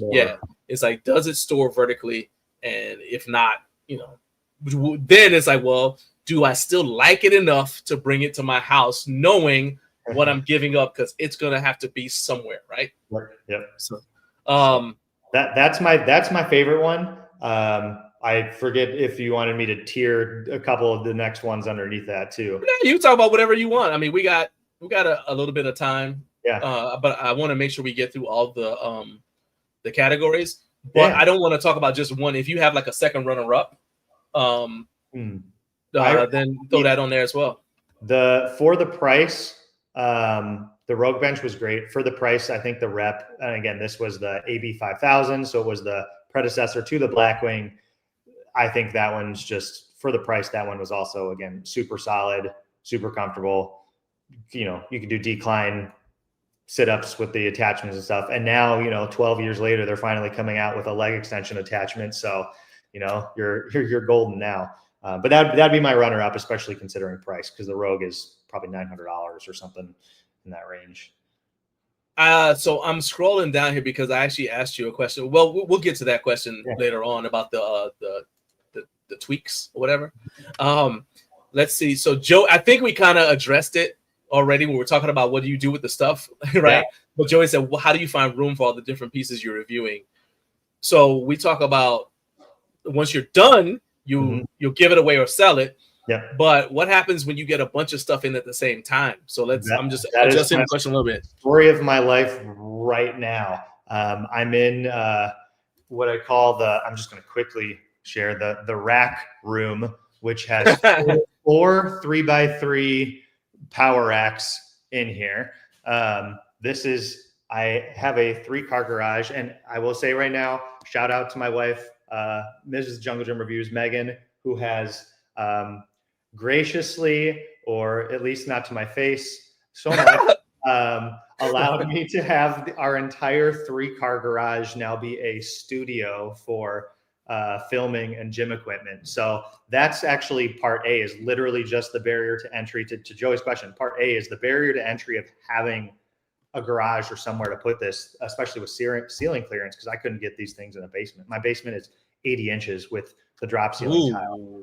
So that's where my basement was for years, and I was cutting holes in the drop ceiling and just moving tiles and stuff. And it was about that life. Yeah. So that's not living your best life. No. Garage gym life is much better. Even though dang right. I got heaters installed in here because it's got to be nice and. That's our new slogan. Garage gym life is much better. There you go. Look at that. Question. It's part one is literally having the actual space to put something. 2 is, again, I'm a planner. I have all my reviews planned out already through, pretty much end of September, almost October. And with space in mind, I have this matrix of when the reviews need to be out, when things are going on, and how much space they take up and when things are coming in. So it's like I'm keeping all these things in mind because I can't just have 12 power racks here or 12 machines or whatever.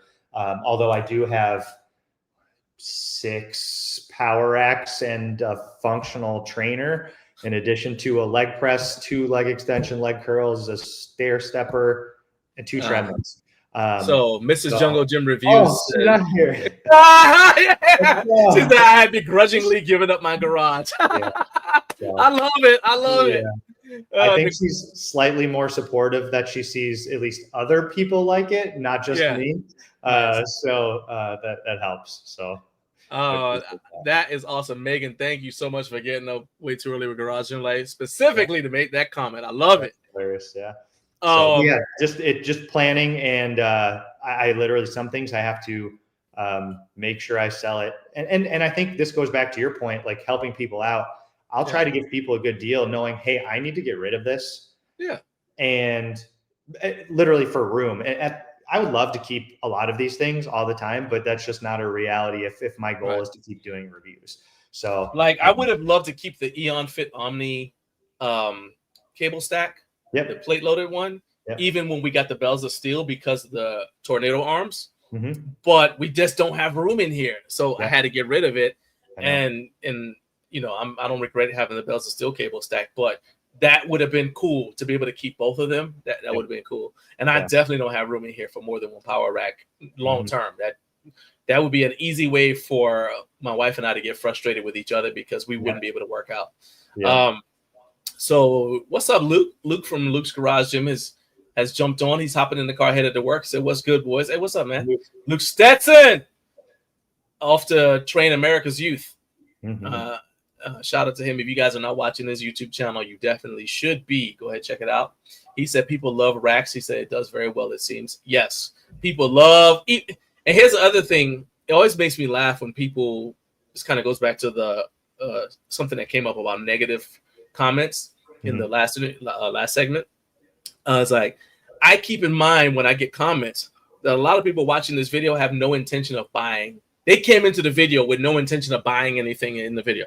They just came on to see how good a job they think I did in presenting the information. Yep. And so I take their opinions with a grain of salt. When they tell you, oh, I hate that rack, I'm like, yeah, well, this video technically wasn't for you. You've already got a home gym. You don't need this information. You're here because you're bored, and I appreciate you. But I'm just saying, you know. Then let's see. Home Gym Hub says, good morning. Says, love seeing Michael on here. Spencer said he's doing great things with Jungle Gym Reviews and deserves a follow. And I'll echo that. So follow Michael on Instagram, Jungle Gym Reviews, and make sure you subscribe to Jungle Gym Reviews here on YouTube. Do the right thing. Subscribe, follow. Nicole Harden says, good job. And I'm going to take credit. Like she's talking to me and you. So thank you, Nicole. All right. You weren't specific, so I'm taking some of it too. Yeah. All right. Now let's move on. So what's your favorite budget power rack? Since people love racks, what's your favorite budget power rack? Do we have a budget in mind with the word budget? Because that's also sort of a little subjective. But I'm gonna assume budget means like a couple $100 versus yeah. So let's $3,000. All right. So let me frame the question. When I say budget, I understand that money is tight for people, but I'm not going down with recommending something that might kill somebody. Yeah. So what is your favorite budget power rack that, let's say, a reasonable person might find on Amazon that is still safe to use? Because there's that thing where Makolo was saying that something was 14 gauge steel and it turned out to be aluminum. All right. Yeah. So that's like the big thing with those brands. So out of that, it's not really a trifecta. It's the conglomerate, the Makolo, Rit Fits, all the ones that you've tried. Yep. What would you say is the one that you would recommend to somebody who's just starting out? Yeah. So I've only the racks I did two. Did a couple different Makolo ones. I did a Makolo, I think it was a 2x2 one. I don't even remember the name now. I haven't done that. Let's say first, I haven't done that many of the, I'll say ultra budget. You know, I need to buy something for a couple $100. What can I get on Amazon or something like that? You actually mentioned, and I would not, by the way, a power rack is like a car. So if somebody's selling you a car for $300, be very afraid. Same thing with a power rack. So go ahead. No. And actually my video I'm going to film, so it'll be on a couple weeks time. I actually want to, you meant kind of one of the questions you mentioned about the benches, which is like, hey, if you had to recommend to someone, they're starting their gym, they have this kind of budget, or what would you do in today's day and age, like starting all over again? I'm actually going to be making that video in the next week or two here. And it's going to be just my opinions on what I would do. Again, subjective a little bit on if I had to start my gym again, what would I focus on? Yeah. And I think that ties back perfectly to the power rack conversation, which I will preface this by saying I would recommend people, if they plan on having a home gym for, a long time, or this is something they want, they can do one of two things. I would recommend they buy something that's a worthwhile investment, even if it's just a base power rack. Power racks, even, whether it's, I don't even know if Titan doesn't sell the T3 anymore, because I think that was a rogue, copyright. I think the only T3 still in existence is at Eric Eccles' house. Oh yeah, I'm not even making that up. One of my first. I am not making that up. Modular racks. But those kind of racks, I mean, the X2, but you can buy a decent 2x2 power rack from a major manufacturer. Sure, it's import, but it's whatever thickness, quality steel. It has attachments you can add to it, and it's not going to kill you, and it's it'll hold up to more than you can lift, more than pretty much anyone, most people can lift just fine. Sure. And you can get those new or used. Well, now with tariffs, my pricing radar is a little off. I haven't gone and checked all updated pricings, but used to be able to get those $400, $500, $600 for like the rack, and then you can kind of add on to what you need. Yeah, build as you grow. Yeah. I think there's nothing wrong with that. Yeah. And that's what I would recommend is something like that. I think version. So like the Bells of Steel has a 2x2. Yeah. I think there's a residential. The Rep has most one. Companies have their 2x2. Yeah. They don't really advertise or push it hard, but they all have them, and they're all super adequate. for being functional and expanding what you need over time. So that's what I would recommend. If you're not sure if you want a home gym and you want to try one of those, insert Amazon brand name here, I guess, like all-in-one cable, they're all very much the same or similar. As long as we're not going to go and, expect the spotter arms to hold up, to whatever your 400-pound squat is. I think it was the drone one. A couple of them, I put 400 pounds on the bar, I put my weight on the bar, I bounced around, and it's a half rack, and it's not tipping over. It's not anything like structurally, it's fine. It's just one of those things like the risk reward down the line. If you're really lifting that kind of weight and you really are expecting something to protect you and your personal safety, I would always recommend people to keep that in mind. Like, you probably want to pay for something, a little bit more, just for that peace of mind. But at the end of the day, if you need something to be like, well, do I even want a home gym? Maybe I wouldn't even start with the power rack, but you could try one of the $300 Amazon brand ones, sell it on Marketplace for $100, if you don't like it, or if you want to upgrade in a couple months, and then that way it's not that much financial risk. But most people, I'd recommend getting some sort of little 2x2 power rack for starters. So Joey says a good answer. He said budget means something different to each person. Carlos said I'm feeling attacked. Look, man, I'm not dogging you, Carlos. All I'm saying is, actually, here's my thing. You know what? I'll do this because that way you don't have to get tied up into this. So my thing about recommending a certain tier of power racks is this is something that you want to protect you at your most vulnerable, because a power rack doesn't mean anything. It's not important when you're at your strongest, right? Because you're holding the weight, you're supporting the weight. Where I want a power rack to step in and where I'm trusting it is when I'm at the end of the set and I'm fatigued. So if something goes wrong, I'm less likely to be able to recover from whatever bad thing just happened. Also, if something just went wrong, let's say for some reason let's go with benching, because that's, you could die. You're benching, and I mean literally, you're benching and you come up and for some reason your wrists unlock. Let me turn sideways. So your wrists go from that position to just, you're pushing really hard and your wrist does like that. And you're using a suicide grip. For some reason, the bar falls and the next thing it's going to touch is your face or your throat or your chest. All right. You could very easily crush your sternum. So that's when you want spotter arms that can handle at least 2 times the amount of weight that you expect to lift. And what I don't, and now it's safe for you to come back out. So what I don't like is when people make a decision on something that's designed to keep you safe based strictly upon the amount of money it costs. And I always say, add the cost of dental surgery to the money that it's going to cost you, because if something goes wrong, that's where you'll be next. Yep. The ER or the dentist trying to get your teeth fixed, right? Yep. Or replaced, because now they're not in your mouth anymore. They're over there, on the floor. And that is my thing. I'm not throwing shade. I'm not trying to say, hey, it's not a flex. And I think that you can overbuild a rack. But I'm like, if you give me something 14 gauge steel, and in my reviews, I usually say it. I say, if you bench more than 300 pounds, this isn't the rack for you. If you squat more than 500 pounds, this isn't the rack for you, or something like that, right? Because it's not just the rack; it's also the what the J hooks can support. Yeah, you know what I mean. Like Gluck had that video where the rack folded. They were supposed to be rated for 1,000. Oh, really? Oh, man. Yeah, no. I'll send you the link. Yeah, I know. I've shown it a few times on here. Like where he just says, okay, well, it was supposed to be able to handle 1,000 pounds, and he just drops the weight and takes off running, and the rack folds. Oh, man. No, I didn't see that. Yeah, it's like no, man.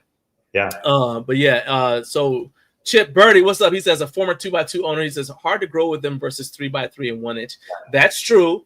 Yep. But to your point, when you get to that point, you want one, it's not hard to sell one. Yep. And pretty much get most of your money back. Yep. And then go for the 3x3. So I do agree with that. I'm just saying, be careful. All 2x2s are not created equal. I guess that's what I'm trying to say. Yeah. And I will say a sneak, I guess a little sneak peek to my final rack recommendation for the video. If you're going to have a home gym and this is something you're going to have long term, I probably would recommend 3x3. If nothing else, due to the modularity and attachment support and whatever else, just being able to build on it over time, to Chip's point. But to your point, on a budget, someone doesn't know, they could work out like a week and decide, yeah, I don't like working out at home. It's a little less financial risk with the 2x2. Well, and good luck returning it, because last week we talked about the complications in trying to return something once it's out of the box. So just think about that too. Yeah. So if you guys have not watched that, I highly recommend you go back and watch that video, because I go through the return policies for most of the major brands, and it's one of those, like, now you see why I say try before you buy if you can. Yep. Let's go a little bit fast. So what's your favorite leg press hack squat combo?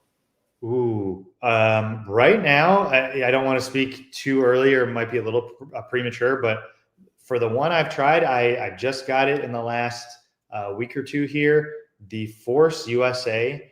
I think they call it like the 45-degree leg press hack squat combo. Has definitely been a step above some of the other ones I've tried. It's about the same price last I checked as the Titan Fitness one. Not at all, and even in the same category. The Titan one is like a 10-year-old design that's barely been improved on. Force USA is looking pretty promising so far. So I'll say that's my early answer for that one. And it's not, all things considered, compared to some of the other options, I think it's $1,600, $1,700. So, relatively affordable for a dual machine, let's say. A leg extension, leg curl that's selectorized costs 1.5 times that. So, okay. What about best barbell? You reviewed the Iron Skull, the Blue Collar Bar, and the Bells of Steel Bare Naked Powerlifting Bar. Yeah. What would be your first choice for a bar if you could only have one? It could also be something that's not on the list I just mentioned. Those are just the ones I thought you had done. Yeah, I really like the Rogue Ohio Power Bar. I think that's been ones that have been in a few gyms I've been to over the years. I had the bare steel version of that. One day I'd like to get the stainless steel version of that. That's probably my favorite one. You're sporting Rogue, you're sporting Made in USA. It's a great bar. The knurling's pretty much like perfect. And of course it's like, a very traditional power bar / multi-use barbell. So that one, or the Iron Skull Power Bar from Bare Steel Company. That one's technically import. I'm not as diehard set on import versus no import, as long as it, for my needs and price, it all works out. Okay. So those two are pretty good. I think having a Rogue bar is always kind of cool. This one is something I've never asked anybody. Amazon, Costco, or Walmart, which is the best place to buy dependable? See, I keep bringing that word up. Yeah. Budget-friendly home gym equipment. The Inspire line, that I know it's not exclusive to Costco, but man, I have bought 2 different machines from Costco, and the financial kickbacks that they have at certain times getting those machines, and the price they offer, and Costco's return policy. You're talking about return policies. You could bring that thing back in the box to Costco and they'll take it back. Granted, it's a hassle, to return a functional trainer, but they'll take it back. So I will say, and you get to see it like open out of the box, right? Yeah. It's a Costco. That's another huge point. That's something like, try before you buy it. Cool. Honestly, I'll say Costco because of the Inspire machines have actually really impressed me. Both of them. I had, the little, I know now they've changed. Well, now it's not even Inspire anymore. Center. So it used to be Inspire. I don't know what the Center version was called, but whatever the FTX, I think, was the original tiny little footprint. Used to be about $1,000. Costco would give you cash back if you spent over $1,000 during the month of July, and they deliver it to your house and you can return it. So pretty wild there. Otherwise, Walmart does have some of the nicer imports. Again, I'll call them light commercial. Even that's a very wide umbrella. Sure, the steel's a little thicker, but some of the quality, let's lower our expectations. But hypothetically, again, same thing. They'll free shipping it to your house, and you can add on a 4-year warranty through Walmart. How well that warranty works, I don't know. For instance, I put it on that stair climber I had that I reviewed in here, and it was super functional. And it was, again, $1,500 versus stair climbers. I mean, we're just talking about 4, 5, 6, whatever. Pick your $1,000 number. That's where you can buy a stair stepper or whatever. But yeah, I mean, you do have a 1-year review, which indicates you had it for a year of a Walmart commercial leg press. Couple times a week. So you survived a year. Yeah, not only did I survive, I'll say I thrived. It helped me prepare for. In one of my pastimes I like is hiking. I fly usually out west somewhere once a year with my guy friends, and we go hiking some big mountains in some state like California or Washington or somewhere. So perfect training for that. And yeah, couple 10, 15, 20-minute sessions a week that held up for a whole year, no problems. So as far as buying stuff from Walmart, this is like my analogy, right? If you go buy cologne from Walmart, you'll probably smell better than you would have if you weren't wearing cologne, but you're not going to smell as good as if you went to the, Polo, the Ralph Lauren store or the Dior, and got cologne from there. Yep. All right. So you know how you lower your expectations, like remember where I'm shopping. Yep. And that's where, there's a difference between buying a sweatsuit from Walmart versus buying it from the Nike outlet or Adidas or whatever. Let's just say that. Yep. Let's as we wrap this up, man, you do brand deals, I'm assuming, or have you not started doing those yet? So I guess maybe I'll have to ask you to clarify. What do you mean by brand deals? Do people send you products to do videos on? So yes, I get sent products for the sake of review, but I don't get paid, and at least offered, have not accepted money as part of that, like, hey, can you review this for X $100 or something. So that's not something I've done. And I'm honestly still, like I said, 10 months into the space. I'm not I'm not even fully aware of I'll claim ignorance, like all the inner workings of some of how all that works, like behind the scenes. But at least for now, I've 100% gotten products in for the sake of review. They sent you stuff you didn't have to pay for it. That's what I mean. So what are your criteria for working with a brand? Because even though, and I mean, from the very beginning, even if somebody was telling me they wanted to send me something, if I felt like it was going to be a waste of my time, and by that I mean, if I look at your product and I know I'm going to give you a bad review, there's no point in us wasting time, you spending money to send it to me, because I'm telling you up front, I'm either not interested in this because that's not something that I'm interested in, or I can just tell by what you tell me it does, I'm not interested. So let's just save both of our time, right? Yeah. So what are your criteria for agreeing to have something sent to your house to do a review on it?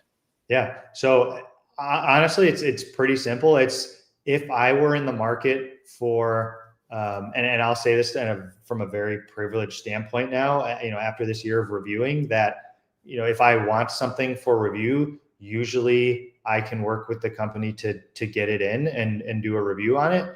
And again, I'm very thankful to the companies. I'm thankful to the people who support me to be able to do that.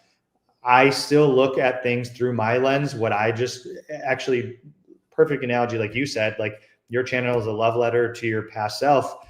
I think of exactly the same thing. I still feel like I'm buying my home gym as if, I exist as my own person separate from the reviews. So what would I buy with a limited budget? Because budget is not unlimited to pretty much any people, with a limited budget, with specific functionality. And I basically gauge everything off that and my interests. So I like, 3x3 racks. I'm an engineer. I like to tinker. I like all the crazy little attachments, things like bulletproof fitness, the lever arms, the Kaizen, Vendetta, Kaizen, swivel, brackets, all that stuff, like super up my alley to find all the lever arm hacks and stuff you can do.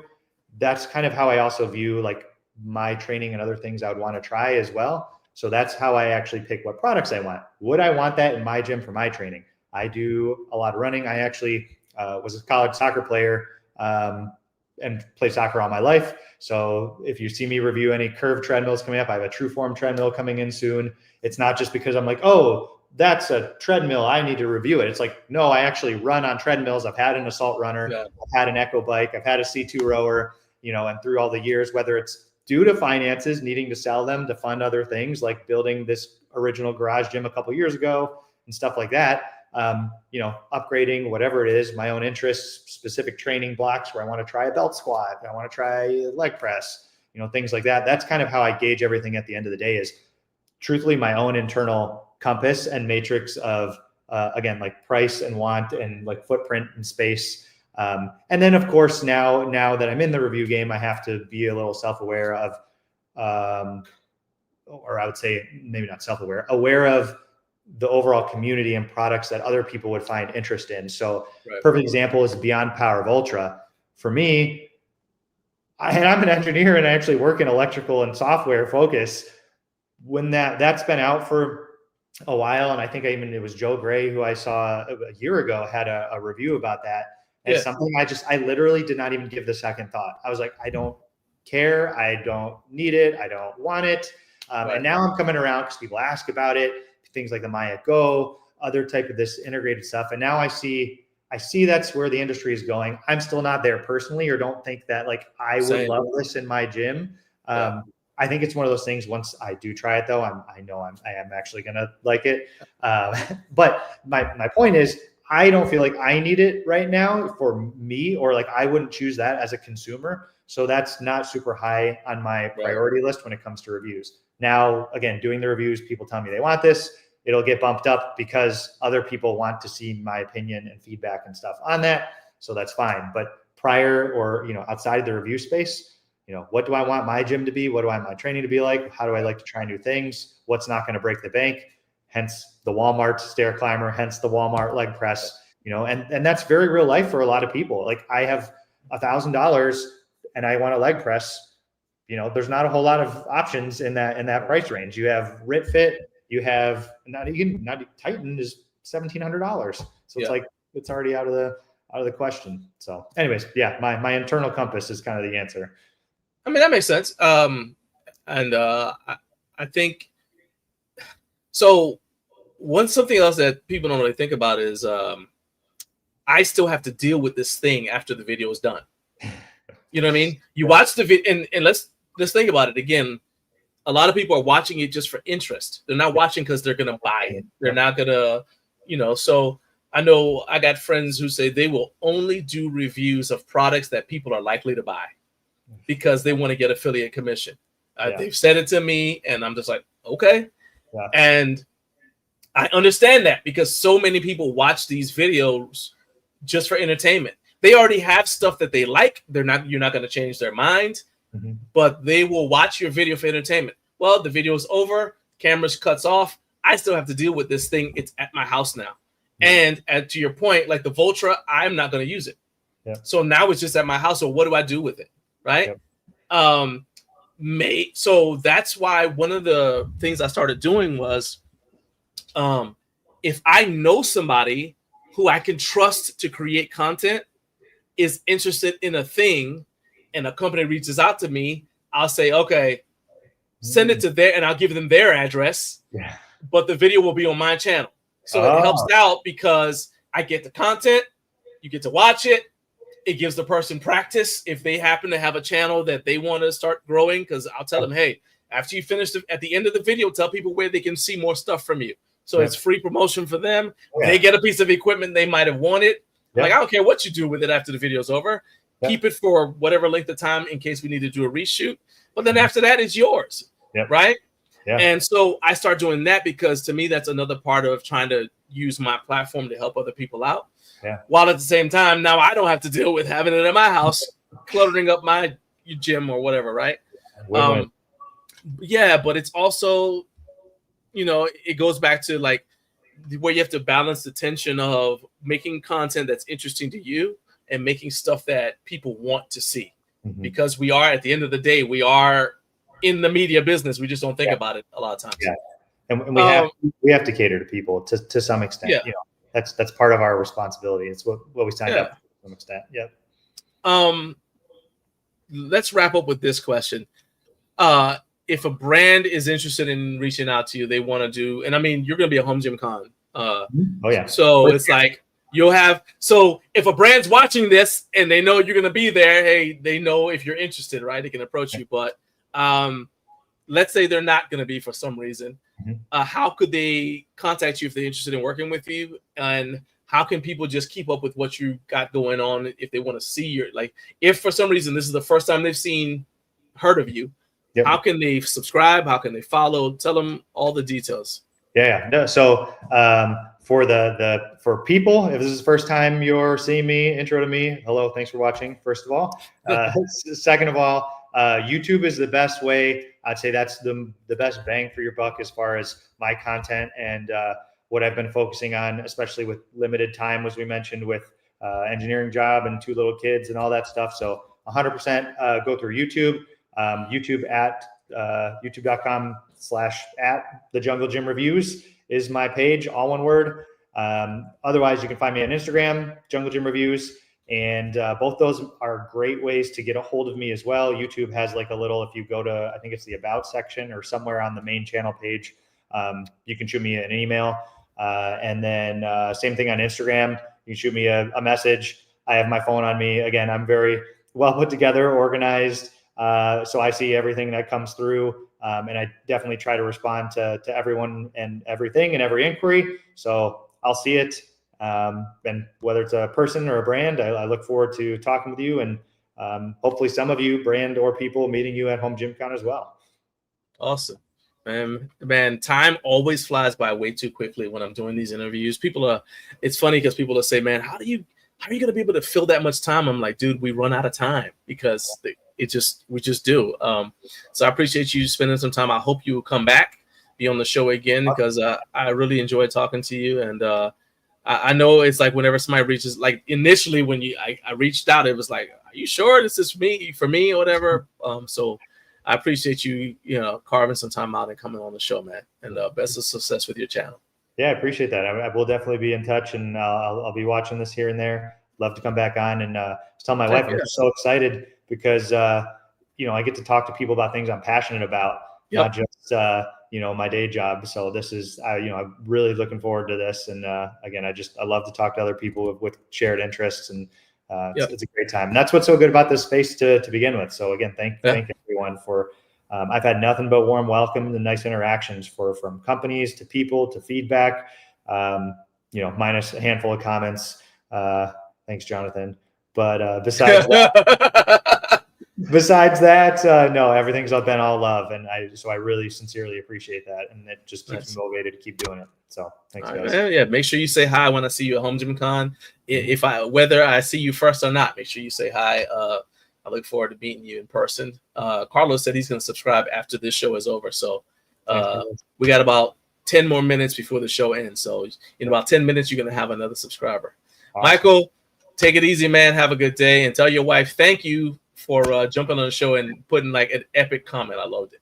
I know. All right. Thanks, John. Have a good one. All right, man. Later. Later. All right. So that was Michael Tabors from the Jungle Gym Reviews. Make sure you guys follow him on Instagram. Subscribe to him on YouTube.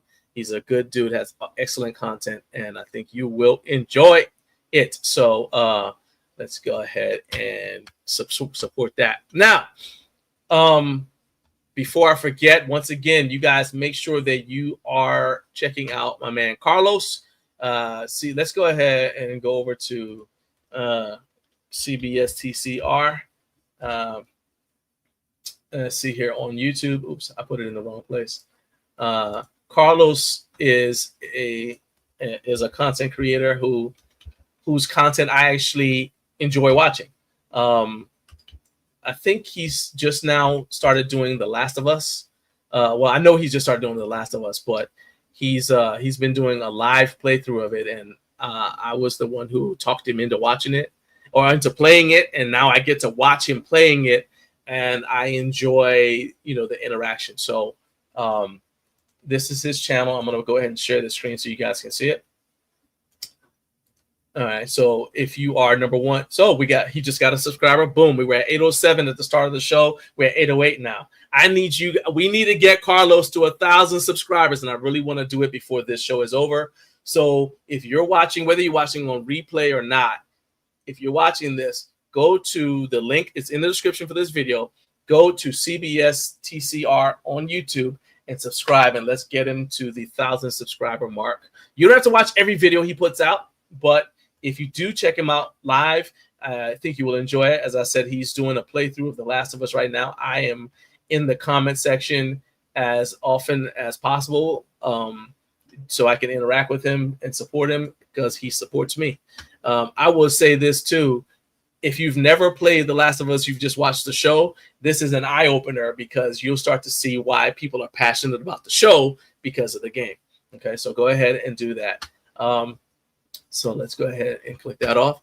All right, now, shout out to the West Coast. I appreciate you guys getting up way too early with Garage Gym Life. This is a show that's intended to be watched worldwide, but I understand that there are different time zones. And so what I said I would do is I'm going to keep the show going long enough every Friday to say good morning to everybody when it is 6 a.m. for them, or in the case of people like Kevin in Japan, Michael in Korea, it's in the evening, but I can at least say hello to you and as you get your weekend started. And so this show would not work if not for you guys who watch, okay?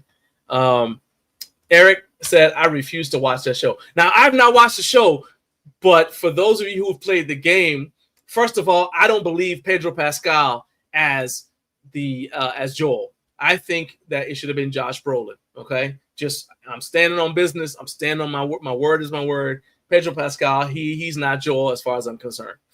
But regardless, the game is entertaining, and Carlos's comments are entertaining. He's also drinking while he's playing the game. So his play doesn't get erratic, but it does explain some of his decisions in the game. All right. He said, in fact, next session is tonight. Now, I'm not going to be able to stay up too late because we do have to get up first thing in the morning to head up to Nashville for the Music City Fit Expo, but I will check you out this evening, Carlos. So if you guys just want to come interact with me in the live chat as we watch Carlos play this game, we can trash talk him. It's a lot of fun. All right. So let's go ahead, and I appreciate everybody who's watching on LinkedIn for checking in. I'm going to go ahead and sign off with the LinkedIn audience. If you're on Instagram or YouTube, you can stay here. And let's see here. So let's go ahead and stop this here. But make sure that you guys go and check out the LinkedIn show page, Up Way Too Early with Garage Gym Life, and help us grow there. All right. Okay.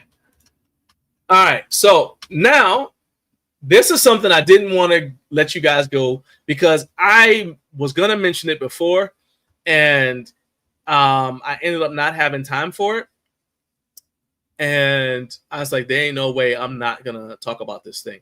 All right. So did I mention wife carrying? The wife carrying competition. Okay. So there's a lot. Okay. So first of all, if you've never heard of this, all right. Rory says I'll be at this Music City Fit Expo today.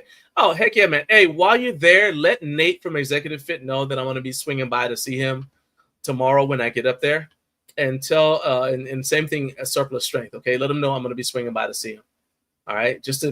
I'm going to do booth tour and just kind of catch up with him. Hope you have a good time. All right. Now let's go ahead and share the screen. If I did not bring up wife carrying, I don't think I did, but I want to bring it up. All right, so here we go. This is wife carrying. This is from the North American site. This is the wifecarrying.org. Okay, now wife carrying originated in Finland, and apparently is based around a 19th century legend about people going to other villages to get wives and running away with a wife on their back. Which that's amazing right there. This is actual footage from competitions. I will say that the person you're carrying does not have to be your wife, but they do have to be an adult, and they've got to be over I want to say 110 kilos. But that can't be right. That cannot be right. Let's see. You're not required to be legally married. You don't have to have a helmet in the US, but the person who's being carried, if you go to the World Championships, you have to wear a helmet. And the person carrying can wear a belt. That's the only special equipment you're allowed. That's optional. There is no minimum weight limit for the person being carried, but if you go to Worlds, they have to weigh at least 108 pounds. That's right. I knew that 110 kilos was too much. They have to weigh 108 pounds or 49 kilograms. And if the person you're carrying weighs 97 kilograms, for example, 97 pounds, they will give that person a weight belt to make sure that they hit the 108 pound mark. Okay. That's a lot going on. Okay. That's a lot going on right there. But why am I talking about this? Because I was looking for competitions to talk about that you could train for in your home gym. Because I think that that's one of the things that helps your goal is if you got that helps you make progress is if you've got a goal to train for. And I saw this and I said, well, this is not exactly what I meant by competitions you could train for in your home gym, but apparently, but then again, this is, so you could get your wife to come downstairs or whatever, and you could run around in the driveway carrying your wife and train for the wife carrying competition. And I'm not telling you to do it. I'm just saying that is an option. You have events are over the course of 3 days. There's a 254 meter, 278 yard course. In North America, you're going to be running on uneven ground. See right here. Now look, this is serious. This person is carrying their wife over a log. This person is going up and down a mound of dirt. You could wife carry through a water obstacle. There's a lot involved in this. This isn't just a regular thing. Apparently it's a lot of fun. And yeah, I just wanted to make sure that I mentioned that wife carrying is a thing that I didn't know existed in the past. And you can look up YouTube videos of wife carrying.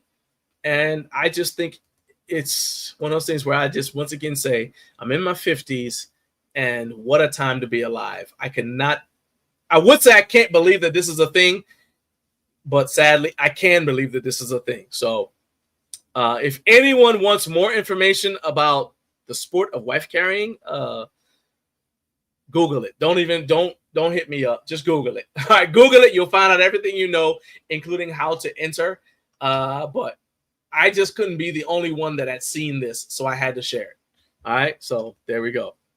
Now that we got that, I got that out of my system because that's been really bugging me that I didn't have anybody else to talk about it with. Okay.